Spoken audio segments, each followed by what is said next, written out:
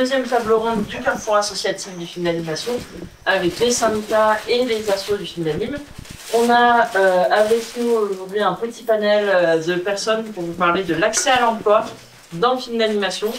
Et du coup, je vous laisse chacun peut-être des personnes présentes se présenter et présenter l'organisme qui reprend. Je vais finir mon boucher de sandwich. Oui, on est en train de déjeuner en même temps, c'est pas grave. Moi, je suis Denis Chapon, je suis technicien animateur, en gros. Je donne des cours aussi. Je suis adhérent au SPIAC, donc au SPIAC CGT, donc le syndicat.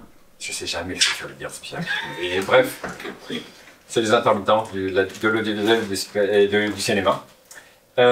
Et donc je vais parler un peu en leur nom, sachant que je suis moi juste adhérent, donc c'est pas non plus absolument parole divine. Voilà. Moi je suis Morgane Pétard. Ouais, je sais bien. Je suis Morgane Chautarec, je suis chargée de prod dans la vie dans différents studios et cofondatrice de l'association OVAC, on verra au compo. Avec une raison d'être qui est essentiellement sociale, faire du lien sur Annecy et voir ce qui s'en développe. Parce que c'est comme ça qu'on fait du réseau, c'est comme ça qu'on a de bonnes idées, c'est aussi comme ça qu'on développe des idées. C'est pas un syndicat, mais on en fait quand même de la pub. Du coup, moi c'est Julien Allard, je suis le président de l'association Fun par Seconde, FPS. C'est un peu comme vous, sauf que nous on est sur Nouvelle-Aquitaine, plutôt basé Bordeaux Métropole. Et du coup, voilà, on essaie de faire du lien entre les techniciens, les jeunes diplômés, les studios, les écoles, pour pas que les gens se sentent isolés et qu'ils puissent monter des projets et qu'on puisse les aider là-dessus. Eh ben, Guillaume Auré, président de Team Anime Association, l'association pour l'image animée en Auvergne-Rhône-Alpes, dont une de nos missions, c'est exactement je pense que mes précédents collègues, à savoir faire du lien entre les étudiants, les recrutements, les écoles, les studios, donner des clés, donner des billes, des astuces, expliquer comment ça marche et favoriser surtout l'inclusion de toutes et tous, parce que c'est important. Il y a des taf. Moi, c'est pas du coup de l'association Les Intervalles. Alors, contrairement au précédent, nous, on n'est pas une association de réseau qui travaille parce qu'on n'a pas de local, on a des membres un peu partout en France. Par contre, on est une association qui crée du contenu pour favoriser l'insertion professionnelle des travailleurs et la défense des droits du travail dans le film d'animation. Dans le sens où on ne connaît pas notre droit du travail, souvent, dans l'anime, et du coup, on crée des guides, on fait des papiers d'actu, on fait des ateliers, et on essaye de justement organiser ce genre aussi de rencontres pour pouvoir discuter face à face avec les différentes assos et syndicats du secteur, et les faire découvrir aussi aux travailleurs et aux étudiants et étudiantes du milieu. Aujourd'hui, du coup, on va parler un peu d'accès à l'emploi. Alors, c'est large, accès à l'emploi.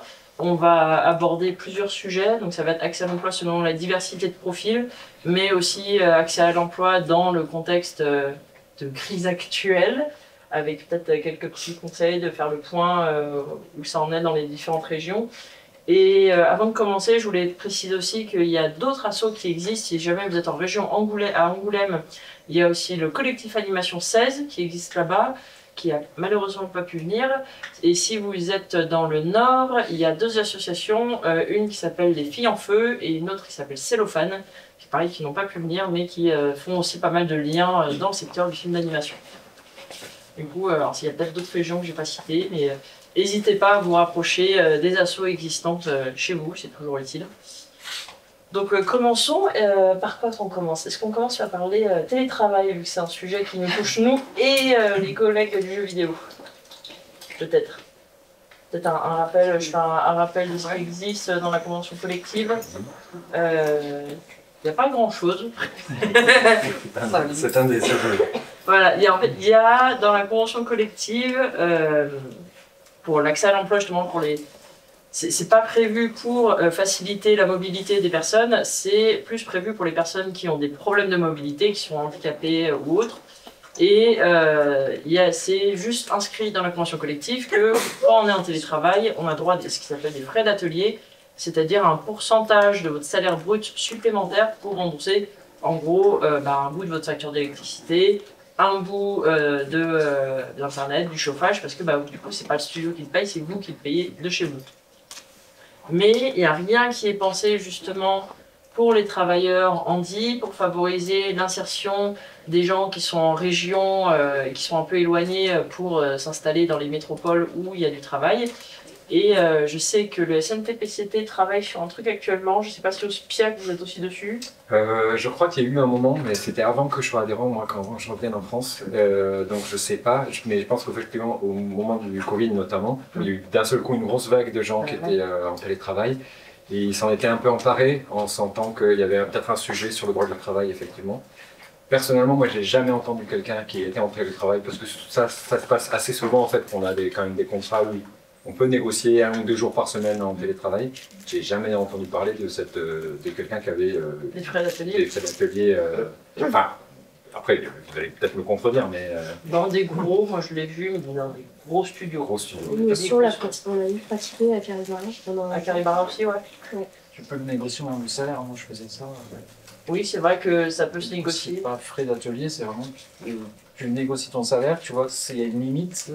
Et là, dans ces cas-là, tu passes dans essayer de négocier des petites options comme ça en plus, dont en effet pourcentage sur l'électricité, ce genre de choses. Et ça va, il le lâche assez facilement.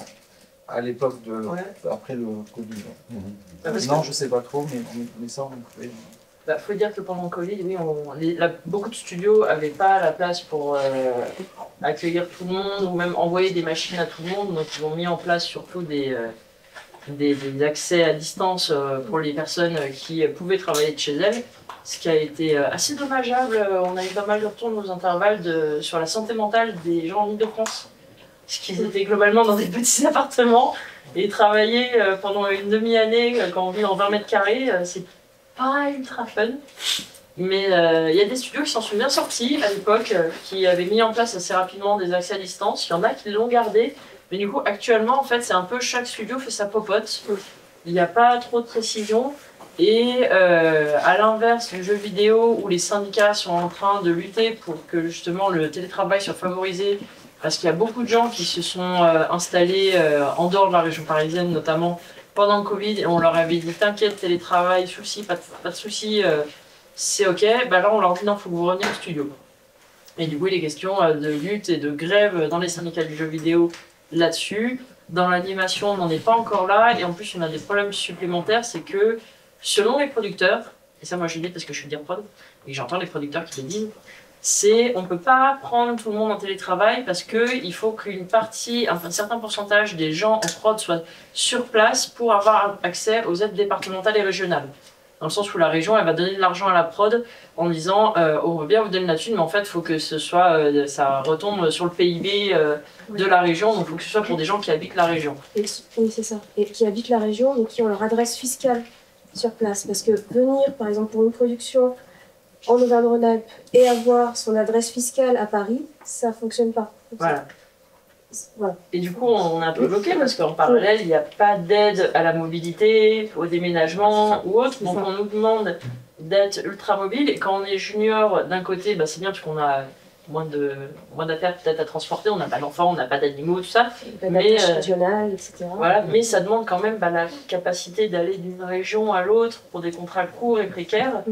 Et il n'y a rien qui est mis en place à part l'aide à mobilité de Pôle emploi qui peut aider encore. Et encore, toi t'en as déjà profité? Non. Puis après, il y a des entreprises qui profitent, qui utilisent le 1% logement que certaines entreprises doivent cotiser pour. Mais par exemple, en Rhône-Alpes, on a le droit à une fois tous les 2 ou 3 ans. Ah oui, ça fait pas beaucoup. Ça veut dire que si quelqu'un est amené à déménager en 2 ans de Lyon à Valence à Annecy, c'est fichu. On a servi qu'une seule fois. Des aides pour trouver un appartement, pour visiter à notre place, etc. Alors qu'en vrai, le télétravail, c'est un truc qui peut se mettre en place dans pas mal de studios. Peut-être 2D plus que 3D, parce qu'en 3D, les plans sont plus lourds, donc l'accès à distance peut être un peu plus compliqué. Et plus consommateur aussi en termes pour des serveurs. Mais c'est un truc qu'on a fait pendant le confinement, qui peut se faire. Les studios, je pense qu'il y a aussi une partie d'entre eux qui sont dans la logique de rentabiliser leurs locaux. Quand ils ont des loyers à payer dans des grands locaux, ils se disent ah bah ouais, Centre-ville, tout ça. En centre-ville, voilà. Genre Timto qui avait racheté avant d'être en redressement judiciaire, qui avait récupéré d'immenses locaux à côté de la place de la Bastille à Paris. pour ceux qui sont pas de Paris, c'est cher. Très cher. Et que c'est vrai que si finalement 50% des travailleurs, mais à la louche, demandent à être en télétravail, ça doit être un peu une épine dans le pied pour eux, j'imagine. Après, par rapport à 2D, 3D, je mettrais la nuance que en 2D, c'est peut-être plus facile en 2D en apparence, parce que c'est moins lourd, il n'y a pas d'effet de gros serveurs, etc. Mais les productions de 2D et studios sont beaucoup moins équipées en termes d'IT, de CGSUP, etc. Et de fait, il n'y a pas forcément la ressource technique, en fait, la personne qui sait pour bien le faire en studio 2D par rapport en 3D. Et en 3D, il est plus admis d'avoir des frais de script, des soutiens réseau. Des soutiens techniques, ouais. Et qui du coup permettent de faire la recherche, de savoir quel logiciel utiliser, est-ce que c'est licence, est-ce que c'est pas licence, est-ce que ça fonctionne avec le réseau, etc. Et du coup, ça se met presque plus facilement en place en 3D grâce à la technique et plus artisanalement parlant en 2D. Dans le bordel, artisanalement parlant, il n'y a pas les gens, on fait un peu avec des bouts de ficelle. C'est organique. Pas mal, c'est familial. Pour la 2D, c'est vrai que c'est le mot, c'est-à-dire qu'en fait, on a tout un panel de processus qui sont vraiment indépendants à plein de structures, que ce soit sur le logiciel que vous pouvez utiliser, est-ce que vous travaillez sur votre machine ou est-ce que vous travaillez à distance sur une machine dans l'entreprise, parce que ça aussi, ça change dans le protocole. Et ça peut jouer notamment en 2D, 3D, par exemple en 2D à la rigueur, de télécharger les plans, de travailler sur ces plans. Pas tous les départements en propos, c'est une autre paire de manches, mais ça peut être faisable. Après, il y a cette problématique-là, il y a l'encadrement et il y a une vraie problématique de législation aussi du cadre du travail, c'est-à-dire que pour tout ce qui est droit à la confidentialité, pour tout ce qui est en fait où certaines boîtes commencent à mettre en place parfois des chartes, d'ailleurs qu'on demande de signer des deux parties ou autres, c'est assez timide et c'est des initiatives qui pour l'instant sont ultra localisées et vraiment interboîtes ou interprojets et il y a sûrement un travail à faire là-dessus pour harmoniser et avoir un processus déjà plus clair, plus efficace et qui couvre tout quoi. Parce que c'est artisanal, je pense que c'est le mot, en tout cas en 2D, le TT, c'est du fait maison. Quoi. Et pour ce qui est de l'IT, du process, les tests de connexion, tout le monde n'est pas encore hyper équipé en fibre. Pour le matos, en fait, ça paraît bête, mais et ça n'a pas suivi, c'est-à-dire qu'il y a eu le Covid, et en fait, post-Covid, le pôle était quand même très Paris, sauf que maintenant, on a presque 5, 6, 7, 8 pôles presque extra-régionaux maintenant qui commencent à se développer. Il y a encore la Villa Avignon qui a ouvert il n'y a pas longtemps. Non, Villa Créative, pardon, mais Avignon. Oui, c'est ça. Et en fait, on a une mobilité du travail qui n'a pas encore été pensée qui est trop en retard là-dessus. Et donc, effectivement, il y a un boulot législatif pour accompagner le fait que l'écosystème et le tissu économique et l'entreprise, lui, c'est vraiment morcelé à travers les départements et surtout les régions françaises, mais le code du travail n'a pas suivi encore. Donc il y a un petit boulot à faire là-dessus, que ça soit sur cadrer une entreprise, installer les équipements, mettre un petit peu de rigueur dans tout ça et presque pas l'institutionnaliser, mais l'inscrire, le légiférer et surtout aussi avec tous les droits du travail qui vont avec, c'est-à-dire réussir à faire le détachement entre vie personnelle et vie privée, parce que on parlait des 20 mètres carrés pour détacher les deux quand on est en TT, c'est sportif. À l'inverse, quelqu'un qui habite en pleine nature au fin fond de la lande, c'est plus facile.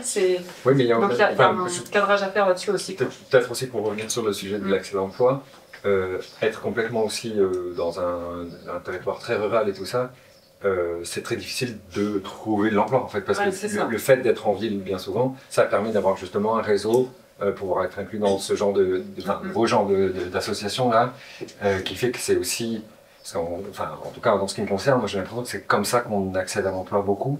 C'est en ayant fait une école d'animation et donc on connaît les gens, on connaît les profs. Voilà, donc il y a plein de choses qui étaient perdues au fond de la campagne. C'est souvent bien plus difficile pour mettre le pied à l'étrier, surtout au début. C'est souvent une seconde partie de carrière des seniors qui vont avoir une famille, qui vont aller s'installer à un plus grand espace et qui vont pouvoir travailler en télétravail parce qu'ils ont le réseau qui est déjà construit et que pratiquement c'est des gens qui cherchent plus trop de travail. Ils sont contactés assez régulièrement pour travailler. Là, ça va bien. C'est le cas où ça va bien. Et on leur fait confiance sur eux. Oui, alors il y a aussi c'est sûr que je pense qu'il faut avoir conscience que c'est difficile de demander un TT en junior et sortant d'école si on n'a pas mis un pied dans une entreprise ou qu'on n'a pas travaillé avant. En tout cas, c'est pas ce qu'on recommanderait non plus. Oui, c'est à la fois. Et l'entreprise, c'est une prise de risque assez énorme aussi de se dire on se connaît pas déjà, et en plus, si tu es junior ou que c'est une première expérience, c'est toujours difficile d'accorder le télétravail aussi Mais c'est en à termes la- d'accessibilité. c'est à la fois une question de contrôle, c'est-à-dire effectivement que le boulot soit fait, mais aussi de pouvoir avoir un chef d'équipe qui puisse diriger À distance. rapidement. Enfin, à distance, c'est toujours plus compliqué d'écrire tout un truc sur Discord au lieu de. Après, il y en a qui s'arrangent. Dans ma dernière prod, mon lead compo était à distance, mon équipe était sur place, et finalement, en fait, ils avaient un channel vocal ouvert toute la journée, et ils papotaient un peu, donc ça peut s'arranger. Mais ça, quand on est junior, en plus, c'est à double tranchant, parce que d'un côté, les studios infantilisent les gens en mode je vous fais pas confiance, vous allez pas travailler si vous êtes pas sur place. Et en même temps, ils s'attendent à ce qu'ils puissent justement se déplacer super facilement dans une nouvelle ville où ils connaissent personne, ou en plus quand on est intermittent, c'est super compliqué de trouver quelqu'un qui veut bien nous louer quelque chose. Et ça, pour le coup, ça va au-delà justement c'est pas que pour les juniors que c'est un accès à l'emploi qui est compliqué pour tout le monde, parce qu'on entend de plus en plus en région, moi je l'entends là pas mal à Montpellier notamment, où ils disent il y a de la tension, on trouve pas les gens. Je vais aider un peu dans ce cas-là, peut-être à amener les gens, pas en proposant des contrats de 2 mois au lance-pays, au lance-pierre en CDDU, et où on n'est même pas sûr que vous reveniez. Et c'est en plus d'autant plus embêtant qu'il n'y ait pas pour l'instant de législation syndicale dans la convention collective et tout, parce que les chartes que font les studios, dont tu parlais, elles sont pas, elles obligent à rien. Ah non, elles obligent à rien, c'est des engagements d'un accord tacite, mais qui ne sont pas obligatoires. En tout cas, il n'y a pas de sanction si ça n'est pas respecté derrière. Bah, je pense à un studio là que je ne citerai pas, mais qui a bossé avec Chabat récemment, pour qu'il y ait une charte télétravail, mais c'est à la gueule du client qu'ils l'ont fait. C'est-à-dire que, bon, bah oui, si c'est quelqu'un à un poste qu'on a du mal à recruter et que typiquement il est un peu senior, là ils vont être plus ouverts pour le télétravail. Si c'est un junior, bah, ils vont aller récupérer des gens qui sortent de l'école de la ville. Et là, si les juniors, même s'ils peuvent avoir des soucis de santé, habiter un peu loin et tout, il n'y a aucun moyen pour eux de télétravailler, alors qu'il y a une charte. Donc, faut pas hésiter typiquement là-dessus.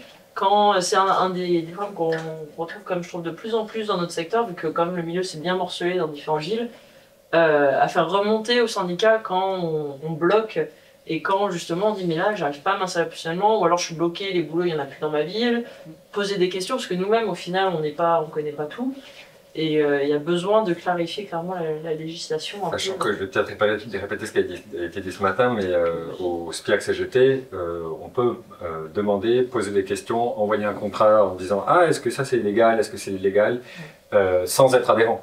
Il n'y a aucun problème. Vous écrivez, dans tous, normalement. Je suppose. Ouais, oui, moi, je parle pour ma boutique. Non, mais a priori, dans tous les syndicats, ils ont des adresses mail, vous pouvez leur poser des questions. Et au pire, si les syndicats, ça vous fait peur, en mode c'est Philippe Martinez en train de cuire des saucisses en manif, les intervacs, on a tendance à faire le pont justement avec les syndicats.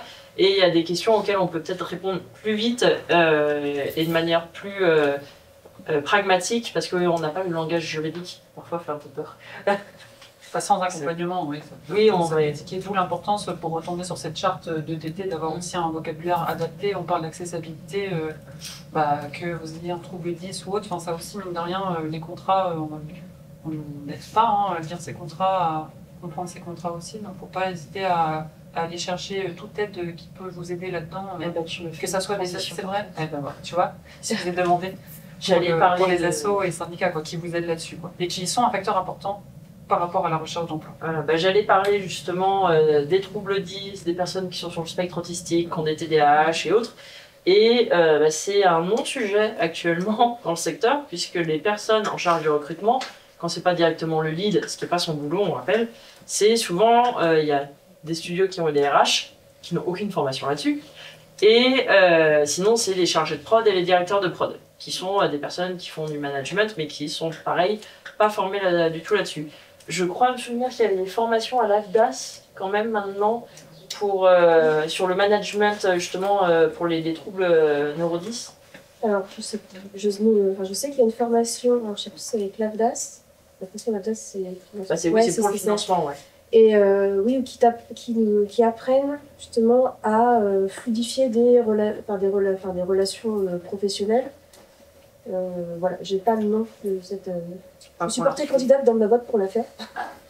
Mais oui, en fait, c'est typique d'être atypique dans notre domaine. Donc tous les. Non, mais c'est vrai. On n'a pas de chiffres, mais on est nombreux. parler avec plusieurs personnes, on découvre ah tiens, tu confonds le P et le D, ah, et toi tu entends le sol vibrer du studio, d'accord. Donc il y a énormément de...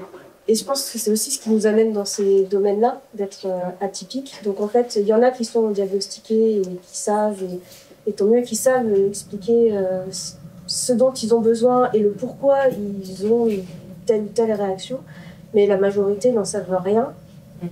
Et c'est un vrai défi au management, en prod. Et c'est assez dur à faire passer de se dire, en fait, un tel ne supporte pas la lumière, un tel a un problème avec le son, et d'arriver à composer son équipe qui va être bien heureuse. Et puis les open space sont pas faits pour ça, quoi. Les open space sont pas faits pour, ouais. donc essayer de choisir des bons casques, etc. Et alors après, pour ou contre le diagnostic, pour permettre à la boîte d'avoir parfois des financements pour une chaise, pour des casques meilleurs, etc. Parce que ça risque pas d'être pathologisant, justement, de demander à ce qu'il y a à tout prix un diagnostic, sachant que pour les femmes, c'est encore plus dur, justement, d'être diagnostiquées neuro. Ouais. Et donc, ça risque de bloquer, justement, si il faut absolument avoir un diag. Non. Ouais. Mais après, je peux pas parler pour tous les studios, mais je pense que les gens commencent à être sensibilisés à ça et de faire remonter quand il y a une difficulté, en sachant un peu l'expliquer, c'est important. Ce qui ne désengage jamais, par contre, de faire le travail. Et ça, c'est pareil pour le télétravail, c'est que toute entreprise qui embauche quelqu'un demandera toujours le travail pour lequel elle a été recrutée. Ça se voit quand les gens font pas. On le voit. Oui, on le voit. Mais c'est tout un peu le dilemme de ça, c'est qu'il faut à la fois savoir faire valoir qu'on a une difficulté, savoir faire quand même ce qui a été demandé. Ça, je sais pas comment tu vis toi au management, mais c'est vrai que des fois, c'est... Bah souvent, je on est obligé de... Voilà. Il faut prendre en compte toutes les difficultés de tout le monde et en même temps que tout le monde fasse dans une équipe ce qui doit être fait. En plus, moi, la difficulté que je vois, c'est que les gens, souvent, ont du mal à en parler, soit parce qu'eux-mêmes n'ont pas conscience, finalement, d'être sur le spectre neuro de manière générale, soit parce qu'ils n'ont pas confiance en nous, et je vais pas les blâmer, parce que comme on n'est pas formé en prod là-dessus, c'est vrai que on peut réagir, mais en étant le plus maladroit et positif du monde, parce que justement, on n'est pas amené à gérer ce genre de sujet au quotidien, on n'est pas formé dessus. Mais malgré tout, il ne faut pas hésiter à en parler en studio. Moi, j'aurais tendance à dire pas au recrutement, parce que les gens ne vont pas comprendre, ils vont dire « Ouh là là, qu'est-ce que c'est que ce casse-couille ?» Pardon pour l'expression, c'est bien, j'ai oublié qu'on était filmé. Mais qu'une fois que vous êtes en studio, pas hésiter à demander ou à amener votre casque anti-bruit, à demander si on peut adapter les lumières des plafonniers, à avoir des horaires aménagés aussi. Moi, je vois de plus en plus de studios quand même qui sont OK avec les horaires aménagés des gens tant que le boulot est fait. Donc le boulot est fait, il y a personnellement, je sais avec d'autres aussi, qu'il y a une plage quand même d'horaires communes avec le reste de l'équipe. Pour qu'il y ait des réunions. Ne serait-ce que pour se voir et se poser des questions. Le nombre d'informations qui passent par-dessus l'écran qui ne s'écrit pas, il y a des tas de questions qui sont plus faciles à poser. Ou quelqu'un qui dit « Ah, tu fais comme ça ? Explique-moi. » Ou vraiment, je te conseille de faire autrement. Donc les horaires aménagés, mais en général, je sais qu'il y a quand même une plage où les personnes se croisent parce que... On bosse 7 heures par jour, on va bosse leur dire de venir bosser 4 ensemble. Mais j'en ai déjà vu, moi, quand j'étais à Xilan il y a quelques années, par exemple, j'avais un de mes décorateurs vraiment pas du matin. Et genre, vraiment, il n'arrivait pas à diesel, il mettait du temps à démarrer et tout. Au final, je suis arrivé en cours de prod et on m'a prévenu, on m'a dit, alors lui, par contre, il n'arrive jamais avant 11h midi. Par contre, il livrera son taf à l'heure, t'inquiète, il n'y a pas de souci, il fait son boulot, il y a sa lead qui le suit, et ça n'a jamais posé aucun souci. Il faut juste l'amener, souvent en étant force de proposition, et pas juste dire, moi j'ai besoin de dire, je te propose que je arrive un peu plus tard et tout, parce qu'en soi, ils le font pour les parents. Donc il n'y a pas de raison que quand on n'est pas les parents qui arrivent un peu plus tôt et qui repartent un peu plus tôt aussi parce que forcément ils doivent aller chercher les enfants à l'école, ça concerne une minorité de gens dans la nuit parce qu'on n'est quand même pas nombreux à avoir des gosses. Mais pour la simple et bonne raison que la moitié des travailleurs ont moins de 35 ans et que tous les 5 ans il y a à peu près la moitié des effectifs du film d'animation qui sont renouvelés.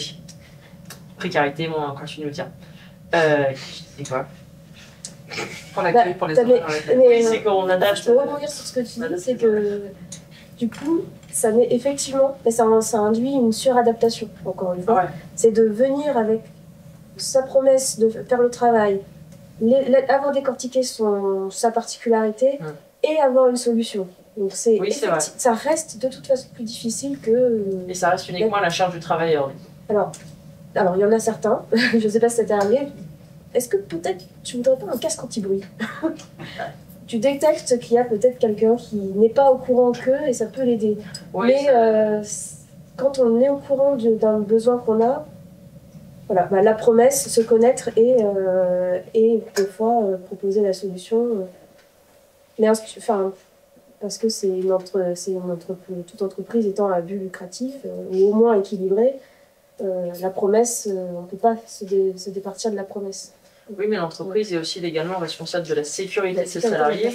Et si on en vient à être vraiment dans le mal en faisant le travail à cause de ça, c'est l'entreprise qui est responsable. Ah oui, et déclencher des télétravail le matin même parce que quelqu'un s'est senti mal ou quoi, ça arrive. Ça, c'est plutôt début de burn-out. Non. Après, Je ne peux pas citer des exemples parce que c'est des personnes. Mais pour rebondir aussi, de toute façon, l'entreprise elle a une obligation de fournir un matériel adéquat aussi si le diagnostic de toute façon est fait ou s'il y a besoin d'adaptation. Et surtout, elle peut toucher des aides. Donc en fait, il y a aussi tout avantage à déclarer, ne serait-ce que pour être accompagné. En fait, l'entreprise peut toucher également des ressources financières au prorata du nombre de personnes qui peuvent porter des handicaps qu'elle déclare. Ça ne veut pas dire que du coup, ça va être hyper... comment dire, qu'elle va faire ça avec le bon cœur, du coup il faut qu'elle trouve un intérêt, comme on évoquait aussi ce matin, mais ça peut être des pistes et des leviers aussi d'action à activer d'une part comme de l'autre, que ce soit dans un entretien, quand on est candidat, comme l'entreprise en face pour accompagner aussi, ou en tout cas encourager à vous déclarer s'il y a quelque chose. Quoi. C'est que, encore une fois, l'entreprise sur le papier, elle a quand même tout à y gagner à adapter son temps de travail aussi pour que vous soyez encore une fois efficace, et en même temps, en fonction du prorata de ce qu'elle déclare, elle peut encore une fois toucher des aides financières qui, pour boucler des budgets qui, en fait, sont toujours un peu compliqués, ça peut aider, même si c'est des petites enveloppes. Oui, mais après, encore faut-il que les... Mais il y a du boulot là-dessus, il y a du boulot, on ne fait que commencer. J'allais dire, encore faut-il que le patronat soit au courant, parce qu'il y a des aides du CNC que je ne connaissais même pas. Genre, il y a quelques années, il y avait le bonus de 15% sur le plan de financement qui était proposé quand il y avait la parité au poste clé. Et on a moins de 30% des prods qui l'ont aujourd'hui. Et je pense même pas que ce soit 30% parce qu'ils n'arrivent pas à avoir la parité. Je pense qu'ils sont même pas au courant que ça existe. On a encore... il va falloir qu'on nous-mêmes, les travailleurs, on forme nos patrons. Tellement ils sont pas au courant. C'est ça. Mais du coup, sur les questions handi, est-ce que c'est pas un peu plus facile aussi d'avoir des horaires aménagés, un poste aménagé, peut-être aussi le télétravail, si on est reconnu RQTH? Ah bah si. C'est pour ça, parce que... Oui, parce que dans ce cas-là, l'entreprise peut... Par exemple, s'il faut acheter un siège à 1 000 €, ça aide de pouvoir que l'entreprise puisse toucher des subventions pour le fournir. Sinon, c'est sur cette réseau ou sur la prod, et on sait que les prods sont rarement riches. Et ça peut faire... non, mais ça peut être ce qui fait grincer des dents à la réception d'une demande, parce que la demande va être chère, et cher signifie autre chose pour le patronat. Alors que si on dit j'ai de quoi te permettre de m'aider, ça peut détendre tout le monde. Après, RQTH, ça peut se faire valoir ou pas. C'est-à-dire qu'on peut être reconnu, et juste si ça se passe bien, qu'on obtient ce qu'on veut juste à la demande parce qu'on n'a pas besoin d'une chaise à 1 000 €, c'est pas une obligation de le faire valoir. Oui, non, c'est comme... C'est vrai. C'était une croyance qui existait. Et l'autre problème d'accès, là, purement physique à l'emploi, c'est qu'on a quand même énormément de studios qui ne sont pas accessibles PMR. Oui. C'est le cas notamment beaucoup, je connais pas Valence, du coup, peut-être dire pour Valence, mais à Angoulême, c'est Magélis, qui est un organisme départemental qui gère beaucoup la location de studios aux entreprises locales, et la plupart du temps c'est dans des vieux immeubles, voire des anciens appartements, parfois aussi ça arrive, et il n'y a même pas, d'ascenseur, il n'y a rien, et c'est pas du tout adapté aux personnes PMR.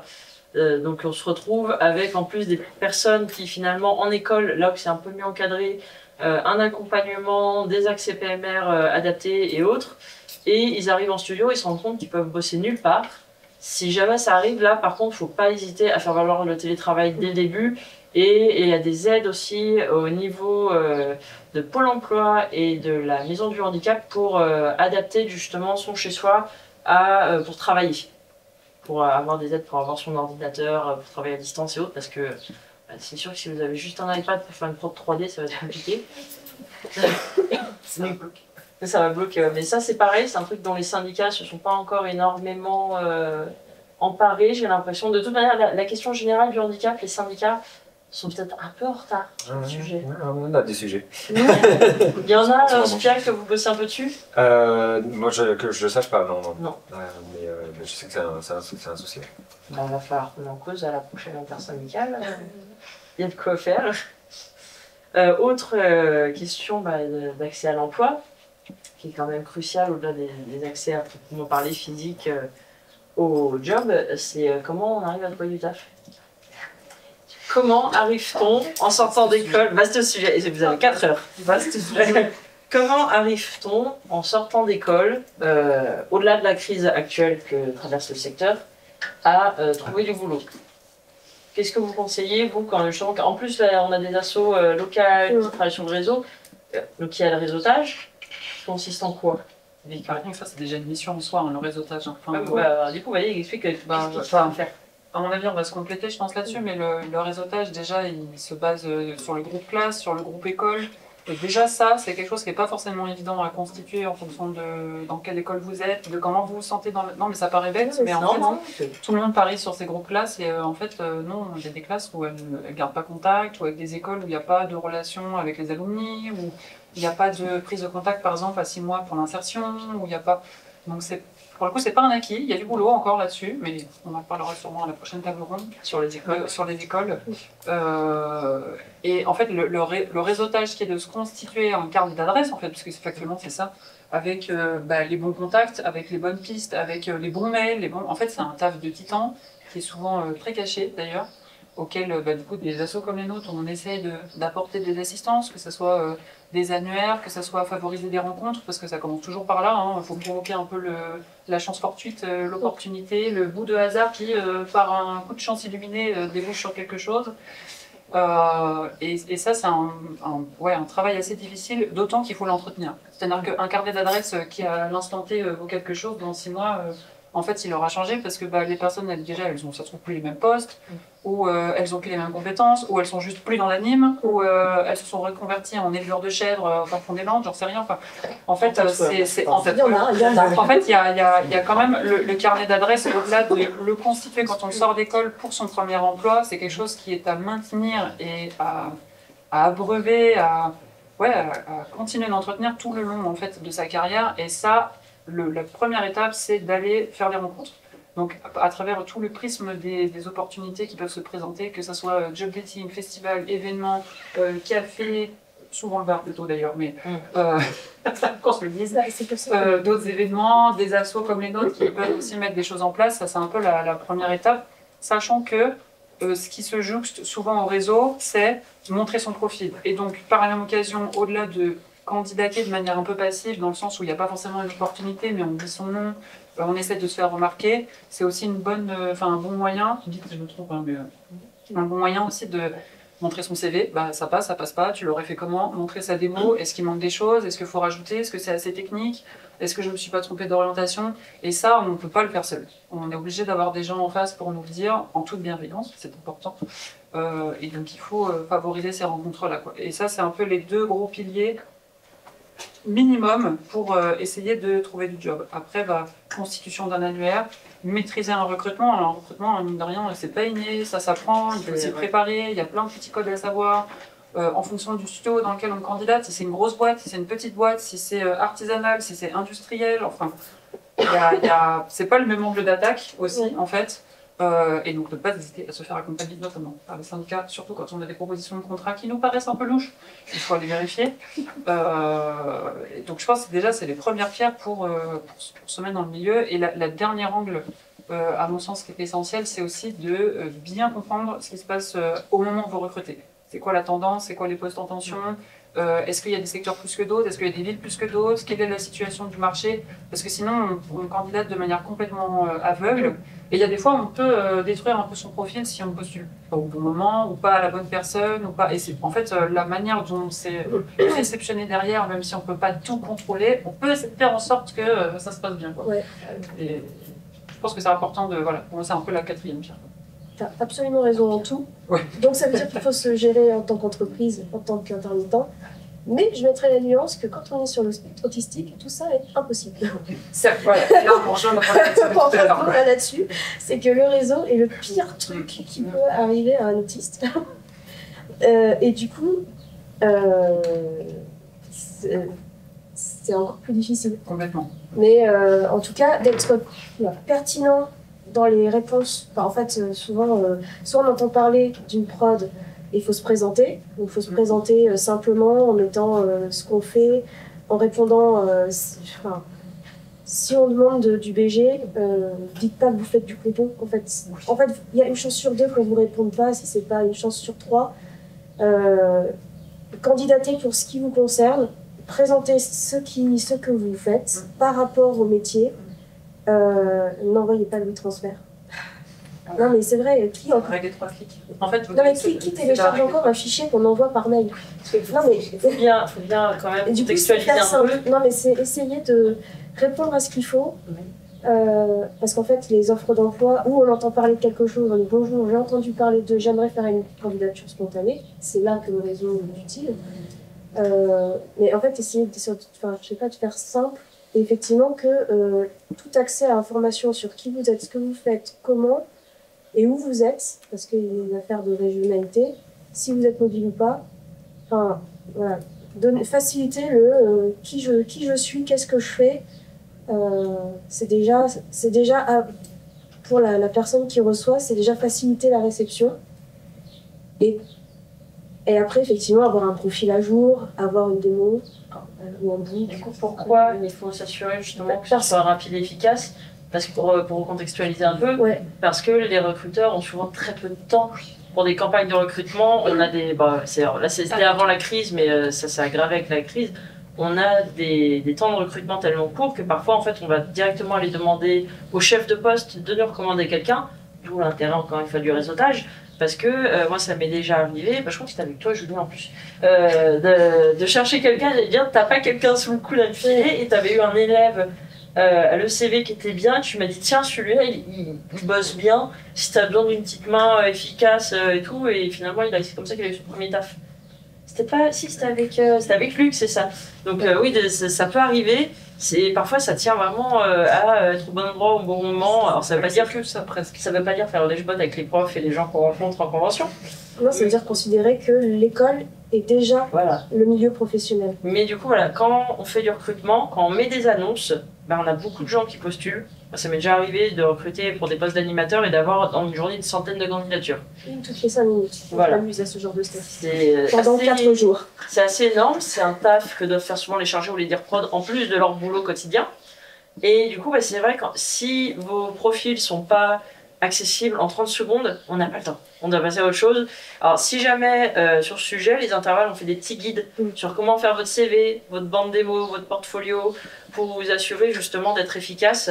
Et alors c'est pas parole d'évangile dans le sens où il y a des petites différences qui peuvent changer d'un recruteur à l'autre, mais c'est quand même les bases pour s'y retrouver, pour éviter par exemple des trucs bêtes. Moi ça m'est déjà arrivé, même sans faire de campagne de recrutement, de demander à mon lead, est-ce que tu as quelqu'un à me conseiller? Il me dit oui, j'ai machin, par contre j'ai que sur Instagram. Et moi j'ai pas d'Instagram pro, il y a mes cosplays sur Instagram, je vais pas contacter quelqu'un avec ma photo de rose quartz en mode bien bosser pour moi, ce serait quand même super. Je suis quelqu'un de sérieux. Oui voilà, ça se voit pas. Et du coup je me suis reportée dans ce cas-là, j'avais comme le nom de la personne sur son LinkedIn et heureusement il y avait le mail sur LinkedIn. Mais si je l'avais pas trouvé, j'aurais dit bon tant pis, je vais passer à quelqu'un d'autre. Il faut bien penser qu'il faut que vous soyez contactable rapidement. Alors il y a une boîte mail dédiée à ça parce que du coup comme elle sera dispo en ligne, il y aura peut-être des spams. Mais vraiment on a des temps de recrutement de plus en plus réduits. C'est un autre problème du secteur sur lequel on doit travailler. Mais du coup si les studios vous répondent pas, la plupart du temps c'est juste qu'on est sous l'eau. Ça veut pas dire que les chargés de prod notamment ne devraient pas mettre en place des trucs de base genre un mail automatique qui dit si vous n'avez pas de réponse au bout de 3 semaines, c'est que c'est mort. Mais oui, si vous faites ghoster, ça ne veut pas forcément dire que vous êtes mauvais, ça veut pas forcément dire que vous n'êtes pas bon pour le job. Surtout aujourd'hui. Surtout aujourd'hui avec la crise, ça veut dire qu'il y a beaucoup de candidats ils sont peut-être un peu sous l'eau pour répondre à tout le monde et que juste c'est peut-être arrivé un chou trop tard aussi, ça arrive. Ça arrive. C'est beaucoup de chance quand même. Hein. Il y a aussi une mise en place qui peut ne pas paraître très agréable, mais parce que ça facilite le travail des recruteurs, c'est les questionnaires. Il y a des questionnaires en ligne, c'est très désagréable. Ah ouais, non, mais moi quand je l'ai fait, je trouve ça désagréable. Et dedans, j'ai le nom de la personne, j'ai le nom, le prénom, l'adresse ou la localité, la région. Et en fait, c'est des choses il y a tellement d'informations que c'est normal de ne pas forcément penser qu'elles sont utiles dans un mail de contact. Mais du coup, quand on les demande dans un questionnaire, par exemple, on va chercher... Et là, du coup, ça permet peut-être un peu la candidature spontanée. On va chercher, ok, tous les compos, ok, et c'est écrit toujours pareil. Il n'y a pas d'orthographe dans l'infographie, je sais pas. Ça paraît très très bête, hein, ce genre de choses, mais quand on cherche, on trouve plus facilement. Donc l'accessibilité au profil des personnes est vraiment quelque chose qui aide à être trouvé, en fait, à être compris, à être trouvé, à être identifié et à pouvoir tout de suite passer ah bah tiens, est-ce que ça te paraît bien Il y a un point sur l'héritage qui est important à soulever, c'est qu'ils jouent quand même beaucoup en faveur des hommes, parce qu'ils ont tendance à beaucoup plus se soutenir entre eux, déjà parce qu'ils sont plus à des postes à responsabilité, à des postes de lead et autres. Donc là, c'est plus un message pour les personnes minorisées et pour les femmes. C'est vraiment, n'hésitez pas à vous faire des petits réseautages parallèles, parce que ça veut pas dire que les leads et les mecs qui recrutent sont tous d'afro-misogynes, ça veut juste dire que ils ont une vision du monde qui est comme n'importe qui biaisée. Ils vont se dire je vais recruter quelqu'un qui me ressemble, avec qui je m'entends bien, et ils ont tendance à plus s'entendre avec des hommes, ce qui fait qu'on se retrouve avec des boys clubs involontaires où on a des équipes où il n'y a que des mecs, alors que ça se trouve, j'avais 60% de femmes qui avaient postulé pour le job. Il y a ça, et que les femmes postulent moins. Parce que quand il y a une liste de compétences, par exemple il y en a 5, un homme va pour postuler si 1 ou 2 compétences. Une femme va attendre d'avoir les 5. Donc il y a plus de profils qui nous arrivent aussi. Ça c'est un biais, hein. C'est tout ça. Et le syndrome de l'imposteur en plus, c'est une cerise sur le gâteau. Ah mais là t'as le combo. Après il y a des hommes aussi qui ont le syndrome de l'imposteur, c'est plus présent chez la population. Voilà, c'est des statistiques, hein. Voilà. C'est jamais... et c'est au-delà de l'anime, ça touche tous les arabes-pompiers et tout, mais c'est vrai que c'est plus présent chez les femmes. Mais le syndrome de l'imposteur, c'est... On prend la question après, mais vas-y. Je me demandais, est-ce que vous savez s'il y a une vraie sélection qui se fait par rapport au permis? Non, on s'en fout. À moins que tu habites vraiment très très loin, à un endroit où il y a un studio, il y en a 1 ou 2 qui sont dans des coins genre à Biarritz ou il y en a un qui a un numéro d'altitude aussi. Oui, voilà, mais la très grosse majorité des studios sont dans des villes où il y a des transports en commun, donc non, le permis, ça joue pas du tout. Pareil, pas besoin de mettre votre date de naissance. Déjà, on va prendre un sacré coup de vieux en disant plus. Et votre adresse précise, la ville suffit. Il n'y a pas besoin d'être plus précis. Et si vous faites du TT ou pas. En fait, c'est un peu les deux valeurs. À coller, tu mets la ville, et après, tu mets si c'est présentiel dans la ville en question, ou TT, ou Open à France. TT télétravail. Et en fait, dans les fameux recrutements, ça va vite. On voit tous ceux qui sont sur place, pas sur place, Open aux deux. Et au moins on gagne du temps, et toi tu sais si tu corresponds aussi à l'offre, sachant que d'ailleurs dans les recrutements de plus en plus les offres c'est indiqué si elles sont 100% TT, à discuter ou pas, ou 100% présentiel pour toutes les problématiques qu'on avait évoquées avant d'ailleurs. Donc télétravail avec une période de présentiel. D'ailleurs, pour rebondir là-dessus, par rapport à ce qu'on disait au TT, si admettons on vous propose un 100% TT ou que vous faites la demande, gardez toujours au moins 1, 2 à 3 semaines au départ pour être sur place, ne serait-ce que pour faire contact avec les équipes pour le réseau, mais aussi parce que connaître la boîte, connaître le pipe, vous insérer dedans, enfin en fait c'est quand même toujours plus compliqué à distance. Et après, et puis surtout vous créez le lien de confiance qui est indispensable aussi derrière. Vous embêterez un peu moins normalement s'ils voient que pendant les 2-3 semaines ça s'est bien passé que si vous connaissez lien entre les travailleurs aussi. Et voilà, j'allais venir. Et ça on peut demander le lien avec studio quoi. Comme pour venir les 2-3 premières semaines, j'ai déjà vu des studios qui aidaient à trouver un appart, à coucher même chez un collègue, il y a des astuces pour squatter, et ils payaient le transport au moins pour adapter les gens. Donc ça peut se faire. Ils sont plus souples là-dessus que sur le pool télétravail d'ailleurs. C'est ça. Bah, nous, Bizarre. on avait fait une enquête sur le TT qui va bientôt sortir d'ailleurs. Et en termes d'impact en 100% de TT, il y en a très peu finalement. Mais quand on demande la justification, c'est surtout par rapport à ces quotas justement. Donc il y a peut-être une vraie évolution législative à mettre en place où en fait pour eux, ils sont. Bah, nous, on a 40 personnes et on peut pas en avoir 30 en 100% distanciel. Par contre, majoritaire, et ça c'est quasiment sans souci, c'est le 3 ou 4 5e en TT, plus 1 à 2 journées en présentiel, ou inversement d'ailleurs. Qui, ça, on voit que l'impact Covid, il y a un avant et un après. C'est-à-dire qu'avant, c'était lunaire de demander ça. Et maintenant, normalement, dans la quasi-totalité des cas, ça se fait, sachant que c'est jamais une demande qui sort du chapeau. Elle est toujours un peu justifiée. Puis si vous êtes force d'argument derrière, en plus, il y a des propositions connexes pour que ça passe. Mais nous, normalement. Mais c'est encore aux travailleurs de faire tout le taf. Toujours. Et j'allais revenir comme sur Instagram, du coup le réseautage, il y a un truc quand même je trouve sur lequel il faut faire attention, c'est les relations parasociales. Parce que il y a aussi donc des groupes Discord, il y a des échanges de gens qui ne se connaissent pas en vrai, mais qui échangent parfois donc sur des groupes Discord, via Instagram, via des commentaires et autres, ça fait des petites communautés. Et c'est des relations parasociales dans le sens où les gens ne se connaissent pas vraiment, ils échangent un petit peu, mais il y a une limite du coup parfois pro-perso qui peut être un peu difficile à caler, qui est un peu floue, et ça peut être compliqué pour justement savoir jusqu'où on peut aller. Je l'ai déjà vu avec une collègue qui avait posté une story parce qu'elle avait trouvé un boulot, elle était trop contente, et elle s'est fait flouder ses messages privés sur Insta par des gens qui lui demandaient du travail qu'elle ne connaissait pas, avec qui elle a peut-être interagi 1 ou 2 fois en ligne, et qu'elle ne les connaissait pas. Et c'est super pressurisant déjà pour la personne. Et puis ça risque de griller le travailleur qui le fait, parce que c'est pas agréable. Celle d'Instagram, ça reste perso globalement, à part si c'est vraiment un truc pro, de prof en ligne ou autre, ou de studio. Mais il faut bien quand même faire attention à mettre une délimitation, déjà à savoir jusqu'où on connaît les gens. Est-ce qu'on peut les embêter jusque sur Instagram ou que sur le mail pro ou par téléphone? Et du coup, c'est ça que c'est d'autant plus compliqué pour les personnes autistes et TDAH, parce que quelle est la limite, c'est pas évident. Mais en même temps, justement, ces relations parasociales, moi je trouve, peuvent être une ouverture pour ceux qui ont du mal à être de visu, à aller en festival, dans les foules, les soirées, pour échanger quand même un petit peu et avoir quand même un premier contact parasocial en ligne. Ça aide. On avait listé, c'est pareil si jamais ça vous est utile, sur les intervalles, tous les collectifs et assos qui existent dans le film d'anime, dont les groupes Discord. Et c'est globalement, c'est des groupes d'entraide, il y a des relectures, il y a des reviews de portfolios, de bandes démos dessus. C'est assez pratique, mine de rien.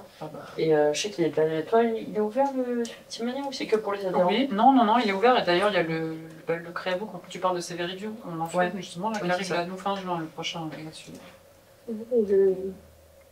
Ouais, et puis je sais pas, pour l'accès, je me dis, si vous êtes étudiant et que vous faites des stages, sollicitez les chefs, enfin tout le monde en fait sur place pour dire, elle ressemble à quoi ma démo, vous en pensez quoi, est-ce que vous m'embaucheriez pour, je fais tel métier et tel autre, comment je dois gérer les 2 profils. En fait, bon, faut avoir un stage d'abord, mais... Oui, c'est ça, des sujets. on cherche le réseau, par où y entrer. Alors, il y a les groupes, il y a arriver en stage, il y a le découverte, il y a... Pôle emploi, il fait ce genre de choses. Tu peux faire une semaine en immersion et demander des cours. Là, il y a des occasions de demander du conseil. Tu veux des pour ça? Ouais, en fait, le protocole existe. Après, les portes d'entrée dans les suites d'anime, elles sont un peu opaques, mais ça existe. On a une question. Il y a une question, ouais. En fait, c'est une question, il y a aussi un truc. Vous parlez vachement de réseautage. Alors moi, je parle d'expérience de 1 an après école, c'est-à-dire que je suis plus dans une école. Oui. C'est super compliqué parce que vous parlez des groupes Discord, je les ai beaucoup pratiqués, j'ai même fait l'anime jam de Team Anime, où c'était la promesse de travailler avec un professionnel. Ouais. Au final, les professionnels sont rarement venus, on s'est retrouvés souvent avec des élèves. Dans les groupes Discord, c'est beaucoup des élèves et quelques pros, mais qui sont très limités dans ce qu'ils peuvent faire. À Annecy, 1 an après, on n'a plus accès à des badges qui nous permettent d'aller à la MIFA du bas. Et la MIFA du haut, j'y suis allé, il y a juste 3 studios qui se battent en duel et c'est 70% d'école maintenant à peu près. Donc, vous parlez de réseautage, mais c'est un peu dans un monde fantastique, on arrive à réseauter parce que faire du réseautage, c'est vachement compliqué. Faire du réseautage, par exemple, au Café des Arts, en parlant, si on nommait déjà la problématique d'avoir le courage d'aller parler à des gens avec de l'alcool. Voilà. C'est super compliqué déjà. La limitation pro-perso. Voilà, pro-perso, des gens. Donc déjà, si on arrive à passer ça, ce qui est déjà énorme, et c'est pas tout le monde qui arrive à le faire, ça reste limité parce qu'en règle générale, les gens qui recrutent, qui savent recruter, ils sont pas à ce genre d'événements. Ils sont dans leurs petits événements, et c'est pas méchant et c'est pas péjoratif, mais ils sont dans leur événement privé où ils sont tranquilles, où les travailleurs qui recherchent du boulot, qui sont pas insérés professionnellement, ils ont pas accès à ça. Et en règle générale, si on est sur du réseautage d'école qui est fait par école, à part les professeurs, c'est du réseautage qui est fait par des juniors, et j'en discute avec des amis.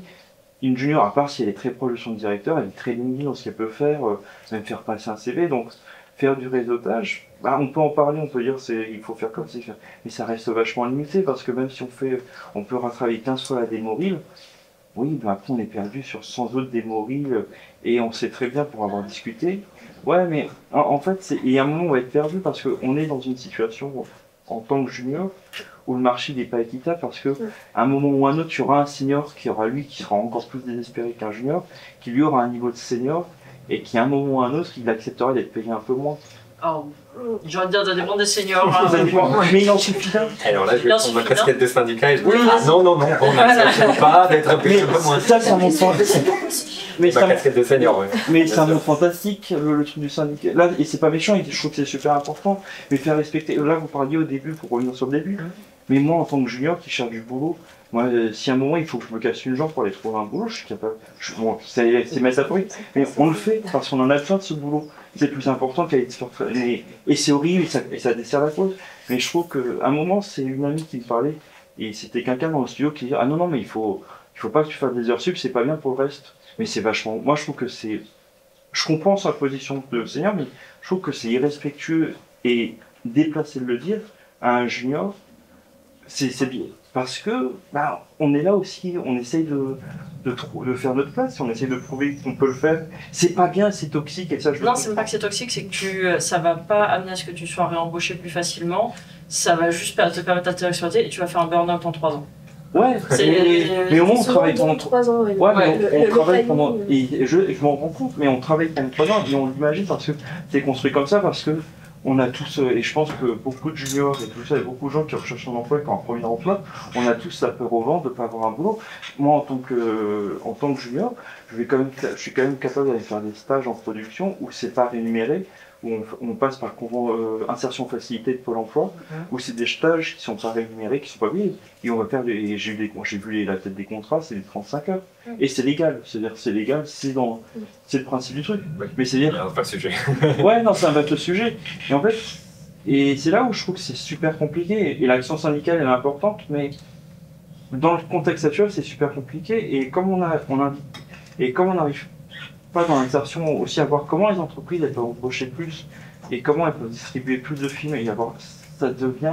Ah, mais ils en parlent entre eux, mais de toute façon, ils n'ont aucun intérêt à améliorer les conditions de travail des juniors, puisque sur le principe, ce qui se passe, et c'est pas très joyeux ce que je vais dire, j'en suis désolée d'avance, c'est qu'il y a trop de juniors qui arrivent sur le marché, il y a la moitié des diplômés tous les ans, c'est ce qu'on estime aux intervalles, qui ne s'insèrent pas dans le secteur, et même ceux qui arrivent à s'insérer, ils sont essorés autant que possible par les studios qui en reprennent une nouvelle fournée 5 ans après et du coup ils ont tout le temps de la main d'œuvre pas chère, qui connaît pas son droit du travail et qui sort en vie. C'est pour ça que c'est important, non pas, on veut pas culpabiliser les travailleurs en tenant ce genre de discours, mais on veut qu'ils prennent conscience déjà que oui, c'est pas un secteur qui va être là pour les aider, que certes c'est un milieu qui est plus détendu que d'autres sur plein de sujets, on n'a pas bien en costard-cravate, c'est pas la banque quoi, mais à côté on est intermittent, c'est super précaire, on est un milieu jeune, le droit du travail existe depuis que 2004, ça me paraît peut-être vieux pour certains dans la salle, mais c'est super récent en vrai, et on a encore en fait beaucoup à faire pour améliorer nos conditions de travail, et ça ne veut pas dire acceptez pas des boulots un peu mal payés, mais typiquement sur les heures sup, moi je le dis à mes équipes, tu vois, de ne pas faire d'heures sup, parce que en fait s'il y en a un qui fait des heures sup, d'ailleurs c'est plutôt des seniors, moi, qui me le font, parce qu'ils me disent ouais mais je bosse mieux le soir, je fais ouais mais tu culpabilises le senior qui va vouloir faire le petit junior qui va vouloir faire pareil, du coup tous les juniors vont vouloir rester pour montrer qu'eux aussi ils ont la niaque, qui sont motivés, sauf que t'imagines, j'ai une équipe de 10 animateurs qui font ça, ils me donnent 1 heure par jour gratis, j'ai 50 heures gratis de taf par semaine, qui est déjà pas payé, et qui sont pas comptabilisés. Ce qui fait qu'imagine à la fin de la prod, Moi, je vais faire ce qui s'appelle le post-mortem, donc le point, ou le point de la fin de prod auprès du producteur. Et je vais dire, regarde, on a tenu les quotas et la deadline. Ouais, mais, Sur la base, du coup, de 50 heures par semaine non payées et non prises en compte. mais est-ce qu'après, c'est pas la faute du producteur et du studio Ah, si. d'avoir mal géré son Si, planning? totalement, mais ce qu'il faut faire, c'est totalement la faute du Ouais. producteur, mais ce qu'il faut faire, c'est quand les chargés de prod, les leads vous disent faites pas d'heures sup, c'est bien de vous remettre en groupe et de refuser par département, de dire non, mais en fait, si tu ne les payes pas, les heures sup, on les fera pas. Oui, mais celui qui donne le salaire, c'est le patron. Et si le salaire Oui, mais est- il peut pas vous. Et c'est là où les syndicats entrent en jeu, le patron peut pas vous refuser de vous payer si vous voulez pas faire d'heures sup. Ouais, mais le patron, il choisit de renouveler le contrat ou pas. Alors non, le patron, déjà, le producteur, ils savent même pas qui vous êtes. C'est Mais si c'est. Mais... un Pokémon rare, on le voit Ouais. plus de temps en studio. D'accord, ok. Je vais mettre de la nuance, c'est que il y a aussi les juniors qui font beaucoup d'heures sup et font culpabiliser les seniors qui ont qui ont appris qu'il fallait pas en faire, qui ont abandonné, qui ont une famille, qui n'ont pas de famille, mais qui se sont mis au squash. J'en sais rien. Pas de spécifique. Il y en a- Mais non, mais en fait, on fait un métier passion.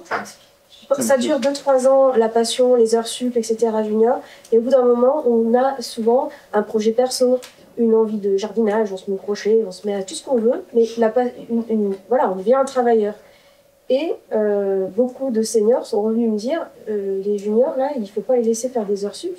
Moi, je fais mon quota, et ils vont faire plus. Donc en fait, les heures sup, c'est bon pour personne, ça culpabilise les uns et les autres. En fait, en gros, le sujet, Il c'est faut de que pas. ce soit, en fait, si tout le monde a un problème avec le quota, c'est qu'il y a un problème avec la prod. Si une personne a un problème avec son quota, c'est qu'il faut parler à la personne. Si quelqu'un en fait pas, en fait, c'est toujours modulé. C'est que le quota, c'est un repère général pour se dire si on fait cette quantité de travail par jour par personne, on arrive à la fin. Si personne n'y arrive, sauf à faire 2 ou 3 heures de plus par jour, alors la prod, le studio, etc., a un problème. Alors, sachant que déjà, pardon, je reprends mon casquette un petit peu de syndicaliste. C'est ça, Les quotas, déjà, c'est pas légal. C'est interdit. Parce que nous sommes payés à l'heure et nous ne sommes pas payés à la tâche. Donc, il se peut que vous entendiez parler de c'est une prod sur laquelle on essaye d'être. En général, c'est comme ça que d'ailleurs, vous êtes chargé de nous le dire, mais c'est pas vous qui avez décidé, mais de nous dire oui, bon, là, il faudrait qu'on fasse 7 secondes par jour d'animation. Disons ça. Tu vas rigoler, mais bon. Mais ils vont jamais vous dire ça en général, ils vont jamais vous dire ça dans un mail ou sur un truc par écrit, parce que ça ne peut pas être une exigence, le quota. Donc ça veut dire que si dans les 7 heures de boulot par jour, il n'y a personne sur la prod qui arrive alors moi, je vais citer un exemple, 16 secondes d'animation par jour, qui m'avait été dit au téléphone. Ça va être et ça veut dire qu'il y a un problème, c'était le cas sur cette prod-là, il y a un problème de décision à la base. Oui. Et donc, et puis, alors, au-delà de ça, après, la question du monde fantastique, et moi je suis d'accord que c'est un monde fantastique, mais du coup, moi je préfère, c'est ça que je me suis syndiqué, aller vers ce monde fantastique et d'essayer d'avoir un nivellement plutôt par le haut, c'est-à-dire justement en collectivisant, par exemple en parlant, et t'es payé combien toi d'ailleurs, machin, parce que ça permet de dire, mais en fait lui il est payé 140 jours alors que moi je suis payé que 132, vraiment au minimum, peut-être que ce serait logique qu'on soit tous payés 140 puisqu'on fait exactement la même chose. Alors, sauf si c'est pas exactement la même chose. S'il y a des plans de répartition plus simples pour certaines personnes, plus difficiles pour d'autres. Mais alors à ce moment-là, il faut en parler. Et parlez-en d'autant plus que certaines fois, c'est les studios qui n'ont pas eu les mêmes négociations et que pour un même taf dans un studio ailleurs, les gens sont présents. Nous, on a réussi à récupérer comme ça des budgets différents parce que de question en question, mais du coup, pour le même boulot, ce studio-là, vous le payez plus cher. Et nous, vous nous mettez sous pression, on a les mêmes quotas, on est payé. Donc, n'hésitez pas et à faire remonter ce type d'infos. Ouais, pour rebondir sur l'aspect de la grande détresse que tu fais part, qui est totalement légitime. C'est pas une question de grande détresse, je fais un Si, mais je pense que en fait c'est ce que on vit tous, hein, qu'on soit junior ou quoi d'ailleurs. C'est parce qu'on parlait du contexte, on a ce contexte qui est catastrophique aujourd'hui et qu'il faut avoir conscience parce que ça joue dans le recrutement. Et là où je voudrais être entre guillemets un peu plus optimiste, c'est qu'effectivement chaque initiative qu'on évoquait là, à titre individuel, elles ne suffiront pas. Parce que c'est pas une qui va favoriser. Mais on parle de chance parce que il faut la provoquer, c'est-à-dire qu'il faut multiplier les initiatives, les rencontres et les espaces, et pour qu'à un moment il y en ait une qui débouche. Donc en fait, tout ce que nous on évoquait, ce qu'on disait, c'est qu'on vous enjoint et on vous invite à vous saisir du maximum que vous avez, parce que on ne peut pas se permettre de sélectionner, même si on a conscience que ça demande beaucoup d'efforts. Hein. Nous aussi on le fait tous les jours et c'est éreintant, qu'on se le dise. Mais c'est en multipliant au maximum toutes ces initiatives que vous pouvez faire ou rejoindre que vous allez constituer le réseau et provoquer peut-être cette chance qui, ça se trouve, dans 48 heures vous dit « je t'invite pour un entretien » et ça bascule sur un recrutement. Et surtout, dans cette année aujourd'hui où c'est carrément une guérilla sans nom pour tout le monde, pour trouver un poste, parce qu'en fait, on ne l'a pas dit, mais c'est important d'avoir conscience que 80 à 90% du marché est caché.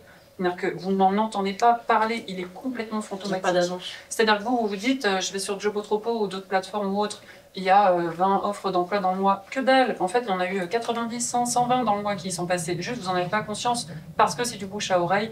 Et aussi que les entreprises, cette année, enfin ça fait déjà quelques années, mais elles n'auront pas tendance à le faire. On est tellement à demander un job que elles vont encore moins le publier, parce que le publier, c'est dans les 48 heures avoir 600 candidatures que personne ne pourra jamais traiter, même si c'est leur job. Donc, d'où l'importance de se saisir de chaque initiative que vous pouvez avoir à disposition, de chaque outil, de chaque plateforme, de vraiment tout est bon à prendre pour favoriser au maximum ce petit moment de lumière qui va arriver, parce qu'il arrivera, et bam, ça débouche sur un boulot. C'est pas des solutions vraiment magiques. Voilà, de toute façon, là, il y a la... Ne soyons pas naïfs. Il n'y a plus trop de magie, je pense. Et surtout, c'est important, encore une fois, d'évoquer le fait qu'en tant que junior, se donner, faire plus d'heures, etc. Outre cet aspect de budgétisation, réalisme de quotas, fumeux, mais quotas quand même, etc. Il y a un truc super simple, et moi je me permettrais d'insister là-dessus, c'est que c'est super cool si c'est une passion pour vous, mais c'est un job avant. Et donc, parce que c'est un job, je dirais même c'est que un job. Certes, mais ce que je veux dire, c'est qu'on a un job particulier, comme d'autres professions qui ça peut arriver, où effectivement parfois la passion se greffe en plus, l'amour du métier, la créativité, un projet quelconque qui peut vous enthousiasmer de manière débordante, et c'est super, franchement c'est super. Mais les boîtes elles jouent de ça, le milieu joue de ça, et surtout vous, votre santé en 2 ans, vous la perdez. Et par contre, une fois qu'elle est perdue, vous ne la récupérez pas. Donc c'est super important de faire attention à ça, même si c'est frustrant, même si c'est rageant, que tu les fasses ou que tu les fasses pas, ces heures sup, c'est pas ça qui va te donner un boulot. Par contre, entre-temps, tu auras cramé ta santé, une tendinite, et surtout, tu n'auras pas eu l'argent qui va avec. Donc non, en fait, ne vous faites pas avoir là-dessus. Qui plus est, si votre lead, si votre dire prod, si ce que vous voulez, vous dites ne les faites pas, mais alors ne les faites pas, quoi. Vraiment. Non, mais vraiment, pour le coup, vous êtes soutenu, et c'est parfois difficile de l'être pour diverses raisons. Il y a des fois, on aimerait ne pas les faire, et en fait, collectivement, on a du mal à dire non.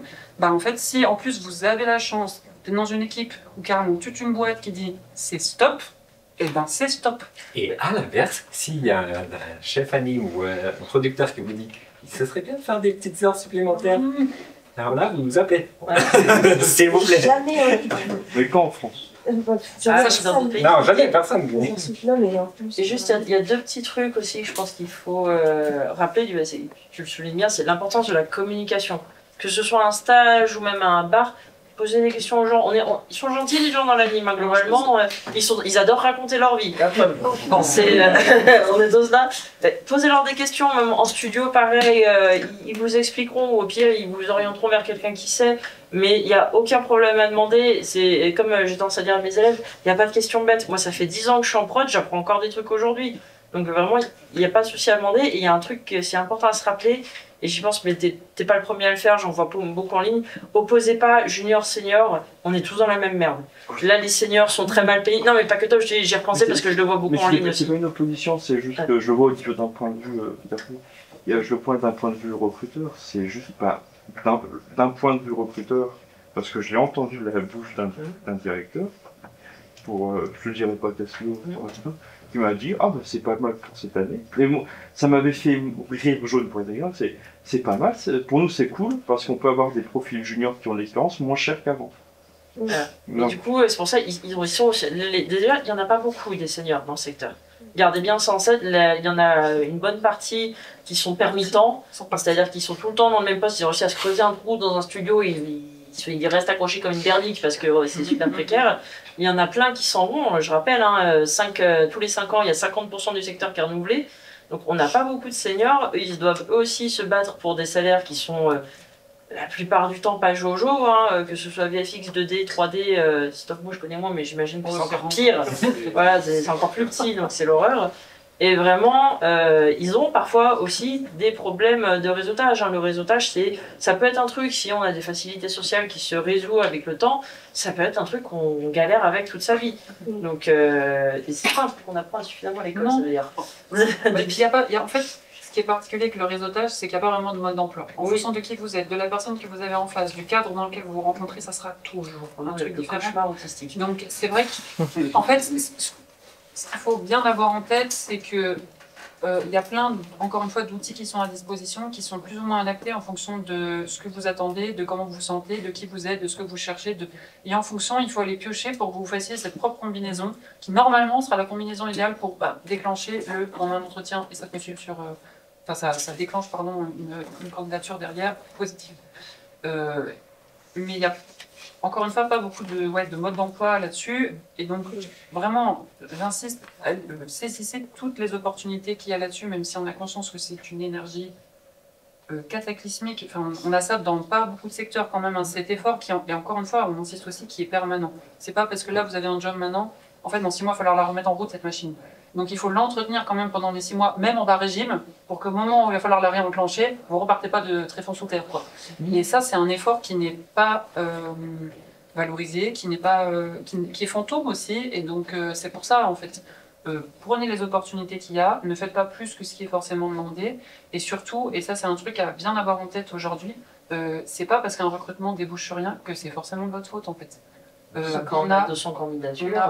Non mais je dis ça parce qu'on a tendance, les premiers, oh merde, je suis pas pris, mais c'est que je suis pas bon, c'est que mon profil est pas bon, c'est que je me suis tellement exprimé, c'est que j'ai fait une faute d'orthographe, j'en sais rien. On s'invente des trucs, on est des pros là-dessus, tous à s'inventer des excuses là-dessus, mais en fait, no way.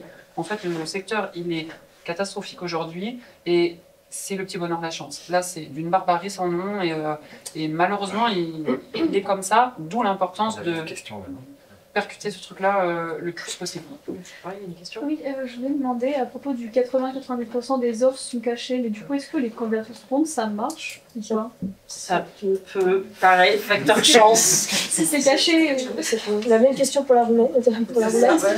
Plus que les candidatures spontanées d'expérience, ça fait 15 ans que je travaille dans le secteur, je dirais que ce qui personnellement m'a le plus apporté, c'est d'aller contacter par exemple sur LinkedIn des gens qui occupaient des postes de supervision ou des postes que je visais sur des projets qui étaient ceux qui me séduisaient. Et en fait, comme vous l'avez très bien dit, il y a beaucoup de gens qui aiment aider et qui vont répondre. Il y en a qui répondront pas et en fait, on s'en fout, ils vont vous oublier et il n'y a pas de grave, il n'y a aucun drame. Mais parfois, il y a quelques personnes qui vont vous aider, peut-être un peu, peut-être beaucoup. Et souvent, je crois qu'une carrière, ça se joue. Pourquoi une carrière? C'est ça ta carrière ou ça? Ça joue parfois à rien. Mais à rien. Mais à 3 rencontres, 3 détails, un projet. Et donc, contacter ce genre de personnes et leur demander à elles ce que tu peux améliorer dans ta démo ou quels sont les conseils qu'il aurait à donner pour essayer. Bah déjà, en fait, si c'est une personne qui est vraiment concernée sur le poste, il est possible que dans sa boîte, si tu la contactes et qu'elle trouve le profil intéressant, peut-être qu'elle suggérera ton profil. On n'en sait rien, en fait. Mais ça vaut la peine. En tout cas, je pense que ça marche mieux que les candidatures spontanées qui sont vraiment hyper aléatoires. Et en plus, on parlait de est-ce que ça veut dire que c'est mal d'avoir réussi. En fait, en interne, moi, par exemple, je suis dans une boîte où sur un projet, c'est les réalisateurs qui ont choisi les storyboarders, par exemple. Sur un autre projet, c'est le recrutement qui a choisi les storyboarders et les réals étaient en mode mais on les a pas choisis. Et donc du coup, les personnes qui ont été refusées sur ce projet, peut-être qu'elles vont se dire ah, les réals, ils ont trouvé que j'étais pas assez bon, ou les personnes qui sont supposées avoir les compétences, alors qu'en fait, c'est même pas les personnes qui ont les compétences qui les ont jaugées. Donc en fait, il peut même y avoir des problèmes internes en communication où effectivement, 600 offres, 200 offres. Moi, j'ai voulu recruter mes storyboarders tout seul. 200 mails à répondre. Et c'était pas sur mes heures de travail, sinon on m'avait dit tu t'en occupes pas. Donc voilà, c'est tellement hasardeux comment ça procède en interne dans les boîtes que... Et on en revient toujours du coup au même problème qu'on est dans un secteur qui est pas très rangé, quoi, qui est pas très carré dans sa manière de fonctionner et qui fait que c'est un peu chacun fait sa popote, chaque studio fonctionne à sa manière et en plus comme tu le dis ça peut changer d'une prod à l'autre. Ce qui fait que s'il y a une prod qui peut très bien gérer le recrutement, la prod d'à côté ça va être n'importe quoi, c'est merdique et on peut avoir des retours tout pourris. De la même manière, il y a quelques gros studios qui ont des RH, des gens, des responsables des ressources humaines, c'est leur métier. Gardez en tête que souvent ils connaissent rien à vos métiers. C'est des RH mais pas spécialisés à Nîmes, donc il faut. Commerce. Ah ouais, donc il faut bien leur préciser. Là, quand c'est des mails de RH, souvent c'est marqué RH@ le nom du studio.com. Il faut bien leur préciser le poste, faut pas être un peu plus précis parce que eux vraiment.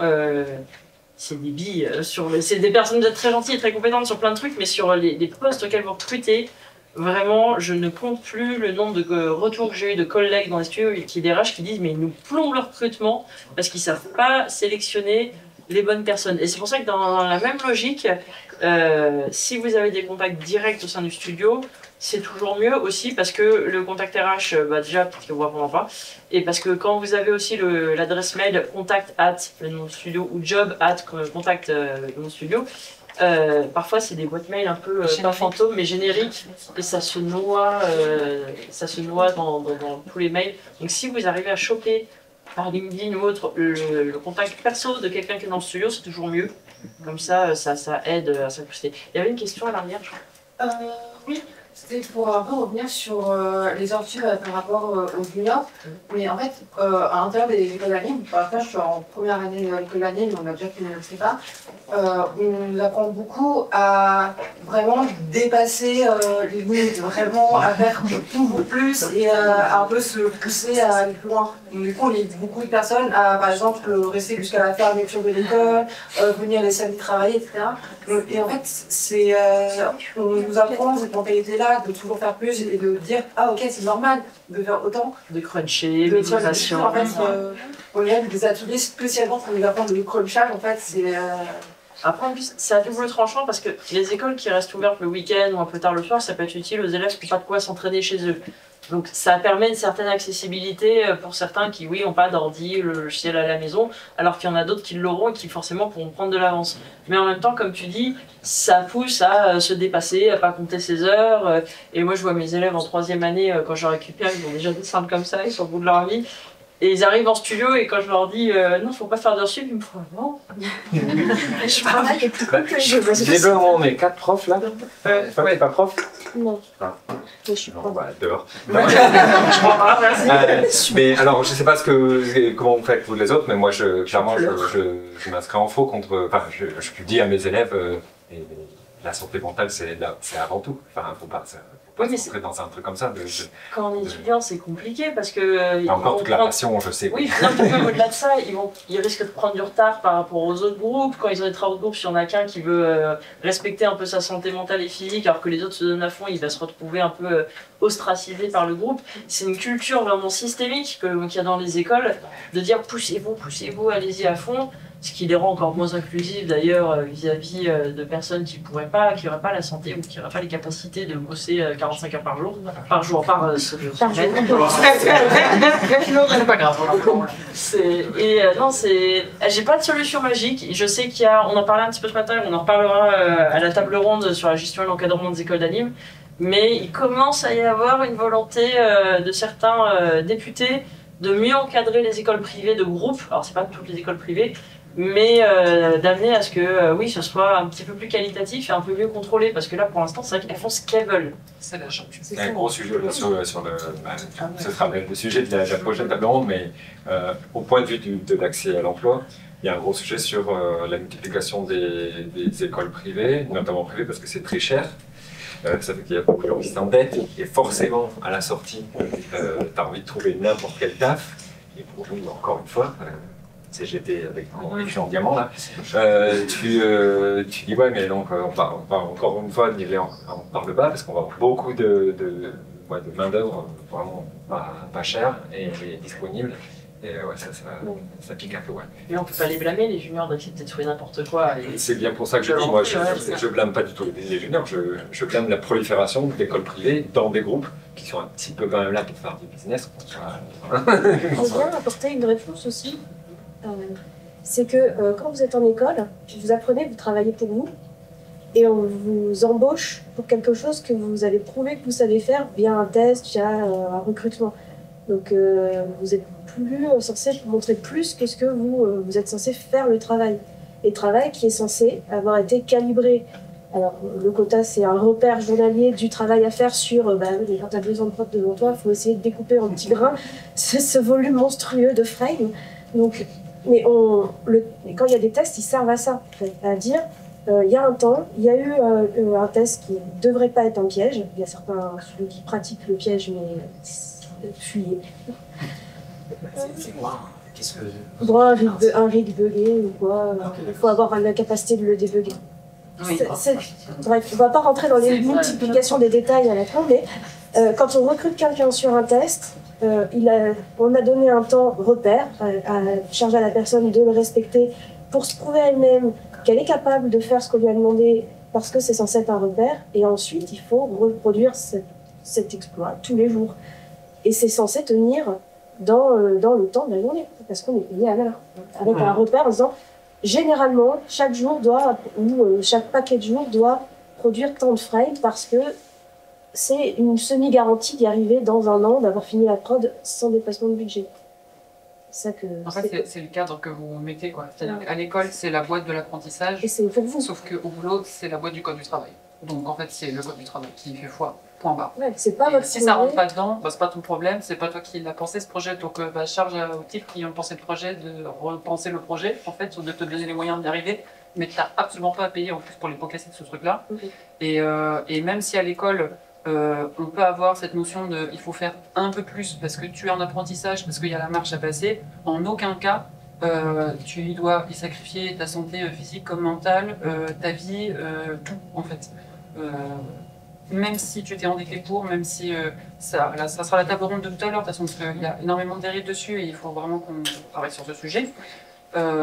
Mais même si tu es dans une phase d'apprentissage, ça ne justifie en rien cette maltraitance, en fait. Donc surtout, ni culpabilisation et surtout ne tombez pas, en tout cas essayez de ne pas y tomber ou en tout cas essayez d'en sortir si jamais vous y étiez. De ce schéma-là, en fait. Parce que vous fassiez un peu plus pour apprendre à la rigueur, mais dans la limite du raisonnable, de votre santé et de ce qui va avec. Et après, quand vous basculez dans la vie pro, c'est un nouveau cadre qui n'est pas l'école, qui est le cadre du monde du travail. Donc, convention, si tu as un poste, c'est quoi ta mission qui est marquée noir sur blanc sur ton contrat, quel est le code du travail avec ce qui s'applique ensuite, et point barre. D'autant qu'on rappelle aussi que les écoles privées, donc celles qui sont des entreprises, en soi, elles sont aussi responsables de la sécurité des élèves. Si c'est une école privée, ça fonctionne comme n'importe quelle entreprise, et les élèves, même si en soi c'est des clients et pas des salariés, vu que c'est eux qui payent, l'école en est quand même responsable. Donc si elle est censée vous prodiguer sécurité au taf, donc ça va autant de l'alarme incendie, sans avoir des escaliers de secours et tout, à s'assurer que vous ne chopez pas... une fatigue oculaire à force d'être comme ça parce que vous avez des micro-scintiques, à avoir des tendinites parce que vous êtes sur des tout petits bureaux et que vous vous cassez le poignet, à vous épuiser parce que elle vous encourage, souvent un peu en secret d'ailleurs, à travailler 12 heures par jour. C'est aussi de sa responsabilité. La question étant à qui on s'adresse quand justement il y a des dérives d'école comme ça. Et on s'adresse pas à un syndicat de travailleurs. Mais justement, il y a des responsables santé, normalement c'est obligatoire dans les écoles. Il doit y avoir un responsable, notamment aussi pour le HSS d'ailleurs, qui doit être là et qui doit être votre interlocuteur. En général, malheureusement, parce qu'aussi ils ne sont pas formés, c'est un peu la mission bis du responsable pédagogique, sachant que les enseignants, la plupart en plus, sont des intervenants, donc même si on a toute la volonté du monde, et je parle en connaissance de cause, on est tous enseignants, c'est pas évident pour nous, ne serait-ce que déjà de faire une pédagogie, d'accompagner, donc n'hésitez pas aussi, si c'est un professeur avec lequel vous sentez que c'est difficile, je veux dire la plupart, normalement, on est ouvert, on n'a pas forcément conscience non plus de l'impact de ce qu'on peut demander, donc il ne faut pas hésiter à nous dire stop, là c'est trop, on a un cul. Formation en plus. Non, mais jamais, de toute façon, quand on en demande, elles n'y sont pas, mais c'est un autre débat. Normalement, il y a des responsables obligatoires dans chaque établissement pour la santé, au sens large en fait, et donc si souci il y a, c'est vers ces personnes-là que normalement vous êtes censé vous tourner. S'il n'y a pas, c'est infraction. S'il y a et pas de réponse, c'est infraction. Donc après, quid de la suite, ça, j'avoue que c'est mon interrogation, mais normalement, vous avez au moins ces deux paliers-là que vous pouvez mettre en place, que ça soit discuter avec vos enseignants, de leur dire stop. Normalement, il y a toujours un prof principal qui doit traîner dans l'affaire, il vous sert aussi de référent, vos délégués, et auquel cas, le référent santé au sein de votre établissement, et ou votre responsable pédagogique, qui c'est aussi son boulot quand même d'accueillir ça. Si la formation n'est pas adaptée, parce qu'on vous demande tant d'heures de formation, il y a un souci aussi, quoi. Donc c'est le programme pédagogique qui est peut-être à revoir, le contenu qui est à revoir, la manière dont on l'enseigne, ou le volume horaire qui ne va pas. Mais en aucun cas, vous devez y mettre, encore une fois, votre santé mentale et physique dans votre boulot.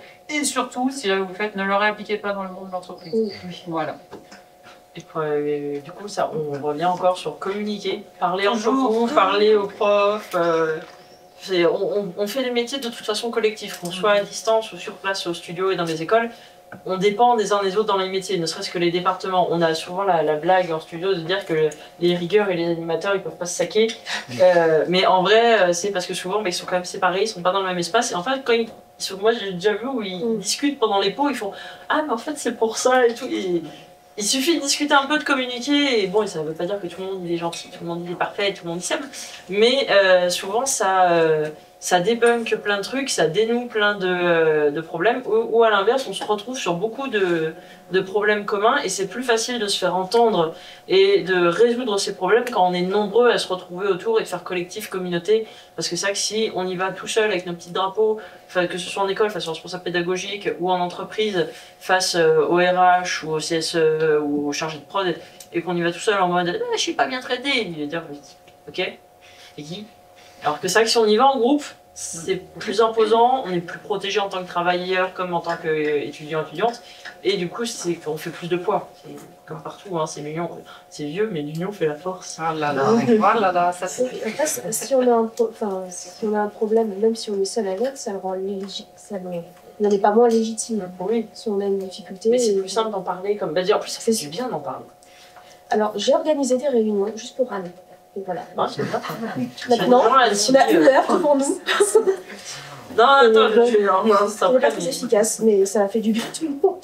Ah, des sessions de râlage, c'est très français. Session juste pour grogner.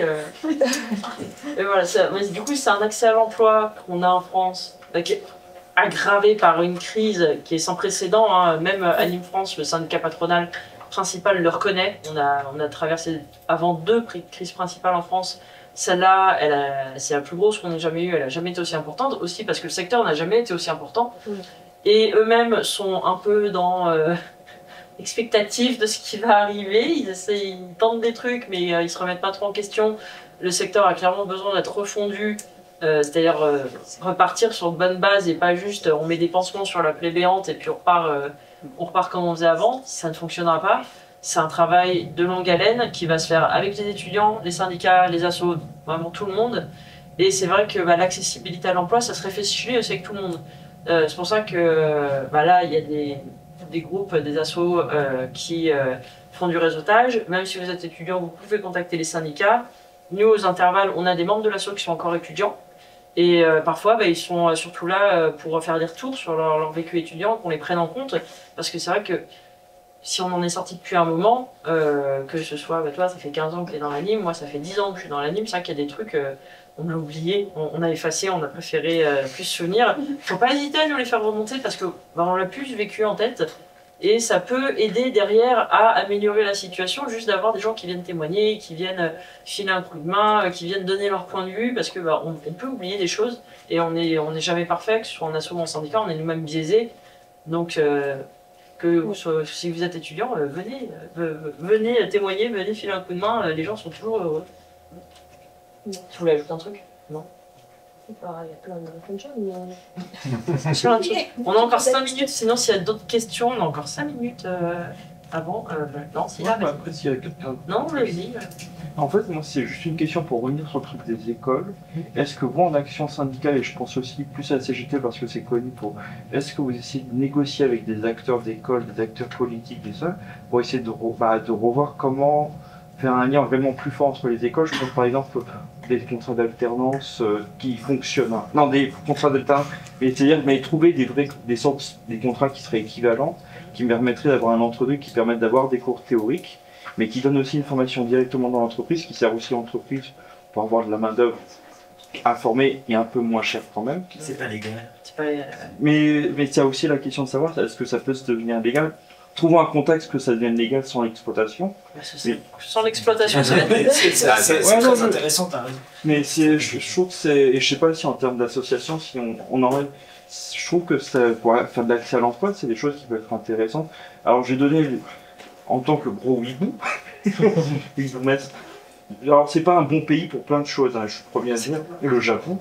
Mais par exemple, au Japon, quand on entend les histoires d'animateurs qui sont assez bons, c'est des gens qui ne sont pas formés dans des écoles, mais dans l'entreprise. C'est des gens qui meurent à 40 ans d'épuisés au travail. Non, là-dessus je suis complètement d'accord. Et c'est la mais après c'est ça qui vient de la France. Moi je trouve c'est trouver l'entre-deux parfait entre un modèle tout pourri et un autre modèle qui est aussi tout pourri, mais il y a des trucs bien. Mais par exemple, mais ça veut dire que ça n'empêche pas que, et après je parlerai parce qu'il reste 5 minutes, mais ça n'empêche pas que travailler en entreprise par rapport aux écoles ça forme un peu mieux. C'est tout parce qu'on est dans la tête et on voit des problématiques qu'on voit moins en école. Alors la proposition est super intéressante. Nous avec l'ASSO c'est quelque chose qu'on a porté au niveau ministériel notamment de débattre. Débattre de ça, mais ça pose deux problématiques majeures qui pensent à refonder l'entièreté du système, c'est-à-dire que là tu déplaces la problématique de la formation donc de l'école à l'entreprise. L'entreprise c'est pas forcément son rôle de te former en initial. En tout cas, elle n'a pas les moyens et encore moins le temps de s'en occuper. Déjà, de nous former, nous, ne serait-ce que comment vous travaillez, c'est compliqué. Alors là, de former en initial, ça l'est encore moins. Et surtout, malgré tout, et c'est mon casquette de technicien qui va parler, en tant que technicien, moi je ne suis pas pour une raison simple, même si je suis tout à fait d'accord sur le fait que, effectivement, en entreprise, parfois tu peux être amené à apprendre plus vite, mais tu apprendras plus vite sur des choses très techniques, mais la formation initiale, tu as besoin de la faire dans un cadre d'école, c'est qu'on va légitimer un travail qui ne vaut plus grand-chose, fait par des gens qu'on ne va pas forcément payer correctement à la valeur de ce que vous allez faire, d'accord? Et ça, mine de rien, ça casse le boulot, en fait, donc dans certaines mesures, oui, mais pas pleine et entière. C'est compliqué et surtout ça pose la problématique de qui s'en occupe quand vous êtes en entreprise. Parce qu'en fait, nous en tant que techniciens, on n'a pas le temps malheureusement de s'en occuper et accueillir 3000 étudiants alors qu'on est 10 000 tech en alternance, donc pas possible. Clairement, pas possible. Donc il y a des modalités parfois qui peuvent être un peu plus souples, qui sont à réfléchir, auxquelles je pense que tout le monde essaie de porter ça, de le rendre systémique. Ou d'enlever ces stages, ou de baisser cette formation additionnelle, sachant que je le précise, il y a aussi quelque chose qui est super important, même si on en parlera juste après, dans les écoles c'est compliqué, l'école elle est là avant tout pour te permettre de te casser la figure en toute sécurité. Ça veut dire, elle veut, je me permets juste de détailler, c'est-à-dire qu'elle va te donner des missions, elle va te donner des compétences, un apprentissage à faire, tu peux te permettre d'échouer. Il y aura toujours quelqu'un, normalement, pour te repêcher, voir ce qui n'a pas marché, et ensuite te donner les clés pour avancer. En entreprise, malheureusement, alors que ça devrait être le cas, tu as rarement une bouée de secours.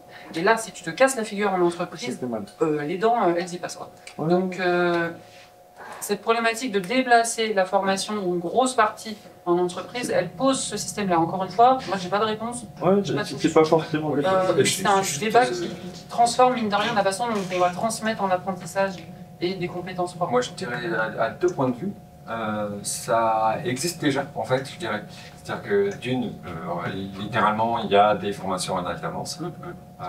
Des gens qui ont fait des DMMAD. Après, tu peux aller dans des trucs où tu as un an où tu passes entre l'école et... Ouais, je vais te donner des cours dans ce cadre-là, donc je le vois bien. Et d'autre part, en fait, si ça s'est un peu généralisé, cette histoire de... En fait, ça ne s'appelle pas junior et senior dans la convention collective. Mais on va l'appeler comme ça pour des raisons que tout le monde se comprenne.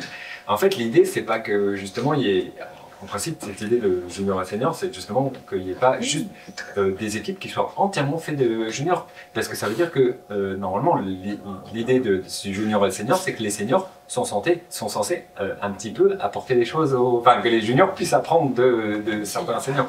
Libérer du temps au chef pour accompagner les médiums et Voilà. Au chef, même, il y avait des...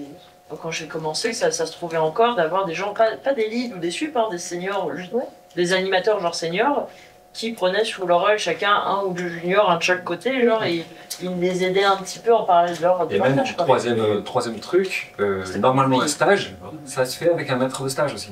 Aussi. Donc tu es dans l'entreprise et tu apprends normalement avec un mec qui est pro.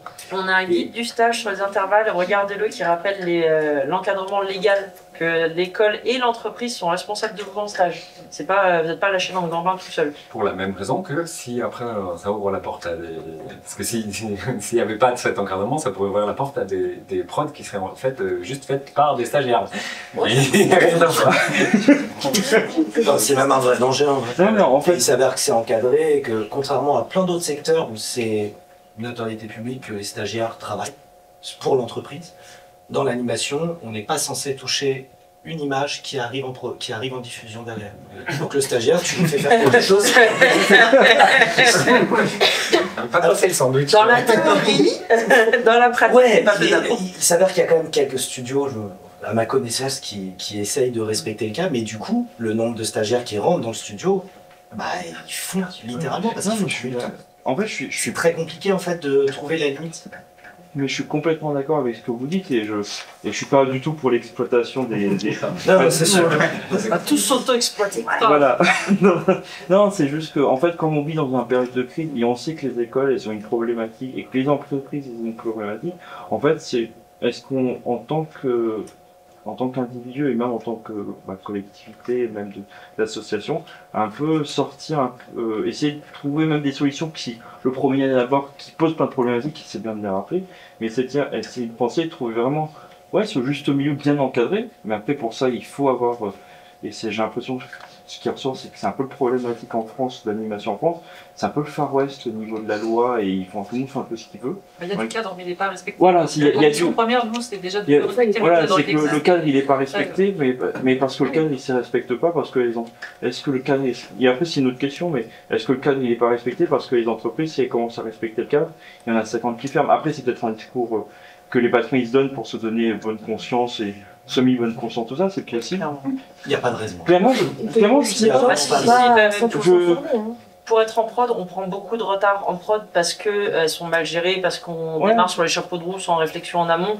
Et en série, en tout cas, c'est rare qu'on livre à l'heure. Hein. On livre souvent avec plusieurs mois de retard. Et si c'était bien géré au préalable et qu'on n'avait pas sur turnover d'équipe parce que les gens ils sont épuisés, des trucs à rattraper en cours de route, le pauvre compo à la fin qui doit récupérer tous les trucs buggés et qui au bout de sa vie, si tout ça, on avait le temps, on avait une pré-prod et qui était bien pensée en amont en vrai, et moi j'essaie de pousser sur toutes les prods sur lesquelles je travaille, ça se passe mieux. Et puis si on s'écoute juste parce qu'on n'a pas la science infuse et parfois on se dit ah merde on a prévu un truc, on s'est trompé, on va essayer de rectifier le tir avant que ça nous revienne dans les dents.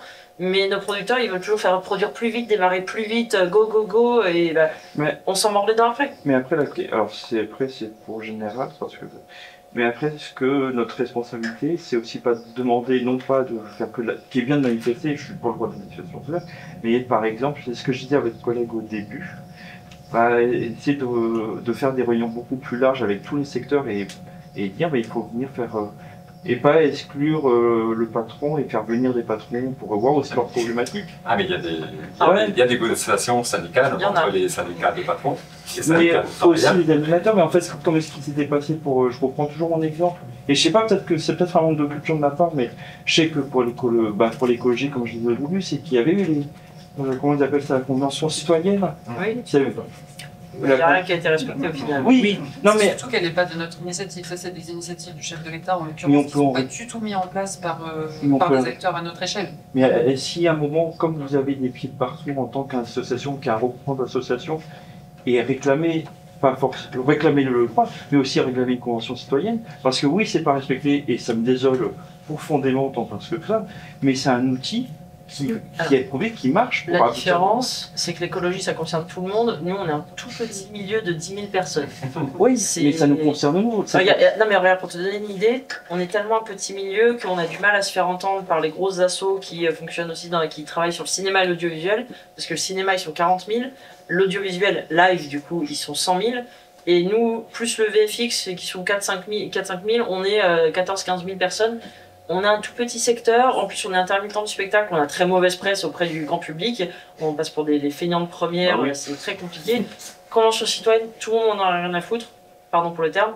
Par contre, il y a des assos, Team Anime, les intervalles on l'a fait aussi, les syndicats, on alerte le CNC, on fait du lobbying auprès des médias pour être entendu, on va voir les députés pour leur dire attendez, là il y a des sujets sur lesquels il faut bosser, mais c'est du long terme, c'est du travail de longue haleine. Ouais, non, mais je mets pas ça en cause. Mais du coup, oui, on essaye à tous les niveaux de se faire entendre, de faire évoluer les choses, mais ça n'évolue pas vite. Non. Et après, encore une fois, si pour juste le respect du droit du travail, et après, on va y aller. Le syndicat, en l'occurrence, en tout cas, celui auquel je suis adhérent, s'occupe à la fois de veille, c'est-à-dire de veille d'être sûr que le droit du travail est respecté. Donc ça, c'est aussi, ce que je disais tout à l'heure, si vous voyez qu'il y a un truc qui ne va pas, il faut faire remonter au syndicat parce que nous, on n'a pas des yeux partout. Et puis, le deuxième truc, c'est justement lors de négociations avec les syndicats patronaux, c'est de faire évoluer le droit du travail dans notre sens à nous, pour que les travailleurs soient mieux. Mais ça ne veut pas dire, c'est des négociations, ça veut dire qu'on est bien... On comprend bien ce qui se passe du côté patronal, qu'ils sont aussi, eux, avec donc on discute, on dit alors qu'est-ce qu'on peut faire? Où est-ce qu'on trouve un terrain d'attente? D'entente. Là, c'est surtout de l'attente. En vrai, avec eux, ça se passe mieux qu'il y a quelques années. J'ai d'autres collègues plus anciens dans le secteur qui pourront en parler, mais il fut une époque où ça s'écharpait dans les négociations avec le patronat. Là, il n'y a pas de nom d'oiseau qui vole et tout, ça reste plutôt... J'ai même mis une chemise, je suis gentil. Non, Jean-Luc, il faut en dire un mot, puis après on aura une dernière question de Benoît, puis on va arrêter, parce qu'on a un retard. Oui, effectivement, enfin, ça se passe mieux. Les fondamentaux restent les mêmes, les patrons restent les patrons. Et leurs conditions. Mais je voulais faire un petit aparté sur le cadre, en fait, le cadre légal qu'on essaye de structurer, de mettre en place, de faire respecter par les différentes entreprises. C'est pas les mêmes syndicats, du coup, on précise. Non, je suis représentant de CNTPCT. Mais ce cadre, en fait, ça, pour les patrons, c'est pas juste un cadre qui permet de défendre les salariés, parce que défendre les salariés, évidemment, c'est notre rôle, mais c'est aussi un cadre qui permet d'instaurer une concurrence loyale entre les entreprises. C'est-à-dire, si toutes les entreprises sont soumises au même cadre légal, elles se font concurrence sur un plan artistique, mais pas sur un plan de dégradation des conditions de travail. Et ça, c'est important. Ça serait important que les producteurs le comprennent. C'est que, en tout cas, que les organisations patronales comprennent qu'elles doivent aussi faire respecter ce cadre. C'est aussi pour elles une façon que les entreprises ne se fassent pas une concurrence déloyale. Parce que les entreprises qui ne respectent pas la légalité, elles font en réalité une concurrence déloyale aux entreprises qui essayent de la respecter. Pas le même maillot, mais on joue sur le même terrain avec les mêmes règles. Voilà. On est dans le même bateau, mais nous on est copes à la cave et puis eux ils sont déjà dans les canaux de sauvetage. Il y a une question de Benoît. Oui, juste pour conclure et rebondir, qu'il y a des assises du cinéma d'animation qui vont être organisées en octobre par l'AFCA, le SPI Anime France. Dans l'annonce, il y avait explicitement la volonté de faire intervenir tous les acteurs du secteur. Est-ce que du côté associatif, syndical, vous avez été contacté? On a demandé à l'AFCA, on a demandé nous à l'AFCA d'aller voir Anime France et de leur dire si c'est avec tous les acteurs, donc les travailleurs, donc ce serait bien d'inviter les syndicats représentatifs, voire les assos. J'ai envie de dire, s'il y a déjà les syndicats, c'est bien. J'ai peu d'espoir en vrai. Ils vont faire leur petite bisbille entre patrons de leur côté en mode on va réinventer l'eau tiède. Et tu n'as pas encore eu de réponse? Non, non, on n'en a pas. Alors l'AFCA nous a dit on va transmettre les messages. Et l'AFCA, c'est l'association française du cinéma d'animation, c'est eux qui organise le festival national du film d'animation de Rennes, que je vous recommande, qui est très bien. C'est une association historique dans le secteur et qui essaye vraiment de faire une mise en avant autant patrimoniale que industrielle du secteur. Ils font une truc vraiment pas mal. Mais c'est pas un syndicat patronal, c'est ce que je voulais dire. Mais du coup, non, ni Anime France, qui est le syndicat patronal principal, ni le SPI, qui est le syndicat des producteurs indépendants, qui est un plus petit syndicat, nous ont répondu pour l'instant. Et sachant que ça va être début octobre, c'est foutu. Oh, c'est pas encore. Soyons pas naïfs. Au pire, On tiendra au courant. voilà, stay tuned. À 23h30. Attends, si c'est à Paris, on a tous les syndicats à Paris, on ira d'une manière ou d'une autre. Il va falloir mettre un pied dans la porte. En tout cas, ce qui est sûr, c'est que pour conclure cette question-là, je pense, et qui est important à dire, c'est que si on n'est pas, que ça soit syndicat, association, enfin, en fait, si c'est des patrons qui discutent entre eux, bah, grand bien leur face, ils ont déjà des espaces pour ça. Si tout le monde n'y est pas invité, c'est pas la peine. L'anime, en décembre, elle met la clé sous la porte. Quoi. Donc, il faut que tout le monde soit acteur de cette refonte, il faut que tout le monde soit acteur de cette initiative, de ce constat, des solutions, parce que bah, pour l'intelligence collective, parce que tout le monde a aussi besoin de faire porter sa voix, ça serait aberrant qui ferment la porte à un truc pareil, et surtout lourd d'aveux de la façon dont ils anticipent les choses et de comment ça va se passer ensuite. En décembre, t'as mis une deadline de c'est une façon de parler, on est d'accord. Oui. Bah, je finirai là-dessus, mais c'est par rapport à tout ce qu'on avait dit avant et autres. Enfin, l'anime, elle est vraiment un carrefour des 4 chemins là, et en fonction des pentes qu'elle prend, que ce soit des étudiants, des diverses mobilisations, des assos, c'est important de dire que beaucoup d'assos sont encore là, mais elles sont à bout de souffle, elles sont fatiguées, les techniciens sont fatigués, en fait, les entreprises, elles ont pas... Hein, pas de quoi tu parles. Même les entreprises, en fait, elles comprennent pas parfois aussi qu'elles ont tout à gagner, en fait, à changer ce système, en tout cas à s'investir, et à pas voir ça comme un obstacle. Et donc, oui, la chute est tellement rude que si tangente n'est pas prise... En tout cas, il y aura de la casse. Mais il y a déjà de la casse. Non, mais j'ai envie de dire, ce n'est que prémisse que ce que nous vivons aujourd'hui. Cassandre, quoi. Sinon, les gens ne sont pas vos ennemis. Voilà. Bon, restez des gentils. Restons là-dessus. La plupart des collègues sont des gens sympas. Si effectivement il y a un changement, moi je pense que j'espère, en tout cas, que de ce que je vois, c'est qu'il y a aussi des entreprises qui avaient, enfin des boîtes en tout cas, peut-être des façons de faire pas très éthiques, on va dire, et qui ont du mal à passer la crise peut-être plus que d'autres finalement. Et donc ça tendra à prouver que c'est pas parce que tu fais des trucs à la limite de l'exploitation, on va dire, de l'esclavitude, que c'est pour ça que d'un seul coup t'es à l'abri, que c'est ça qui... Parce qu'ils se mettent en danger eux-mêmes. Enfin, c'est ce qu'on voit là sur les centres d'affaires, c'est que à faire des budgets qui sont la moitié de en fait, ce qu'il faut, au final c'est juste pas possible. Et donc tu fais des contrats et tout ça, et tu tombes dans tes propres pieds, quoi. Donc j'espère que, pour juste avoir une note un peu plus positive que mon collègue, que peut-être c'est un moment d'assainissement, si ça se trouve, j'espère, moi, de mon côté. Voilà. En tout cas, ça peut l'être. Oui. Et pour finir, si jamais vous êtes encore là demain, il y a un rassemblement syndical à 14h sur le Paquier pour demander de meilleure législation contre les IA génératives, comme quoi les syndicats se bougent leurs fesses. On aura des petits badges, là j'en ai plus, mais on aura des petits badges à distribuer. T'as dit quoi, il y a 25 syndicats internationaux? Maintenant on en a 27, il y en a d'autres plus qui nous ont rejoints, de 8 pays différents. C'est la première fois qu'il y a une coalition syndicale de cette importance. Il y a des syndicats de l'anime, de vidéo, et ça va être bien.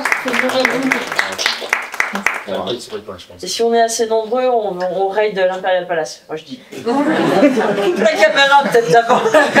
Non. Si, je veux des petits fours et du champagne. Un Picard.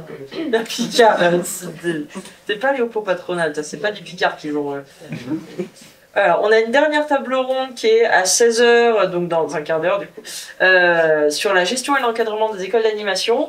D'ici là, merci à tous les invités d'être venus. Il y en a qui vont rester avec nous après.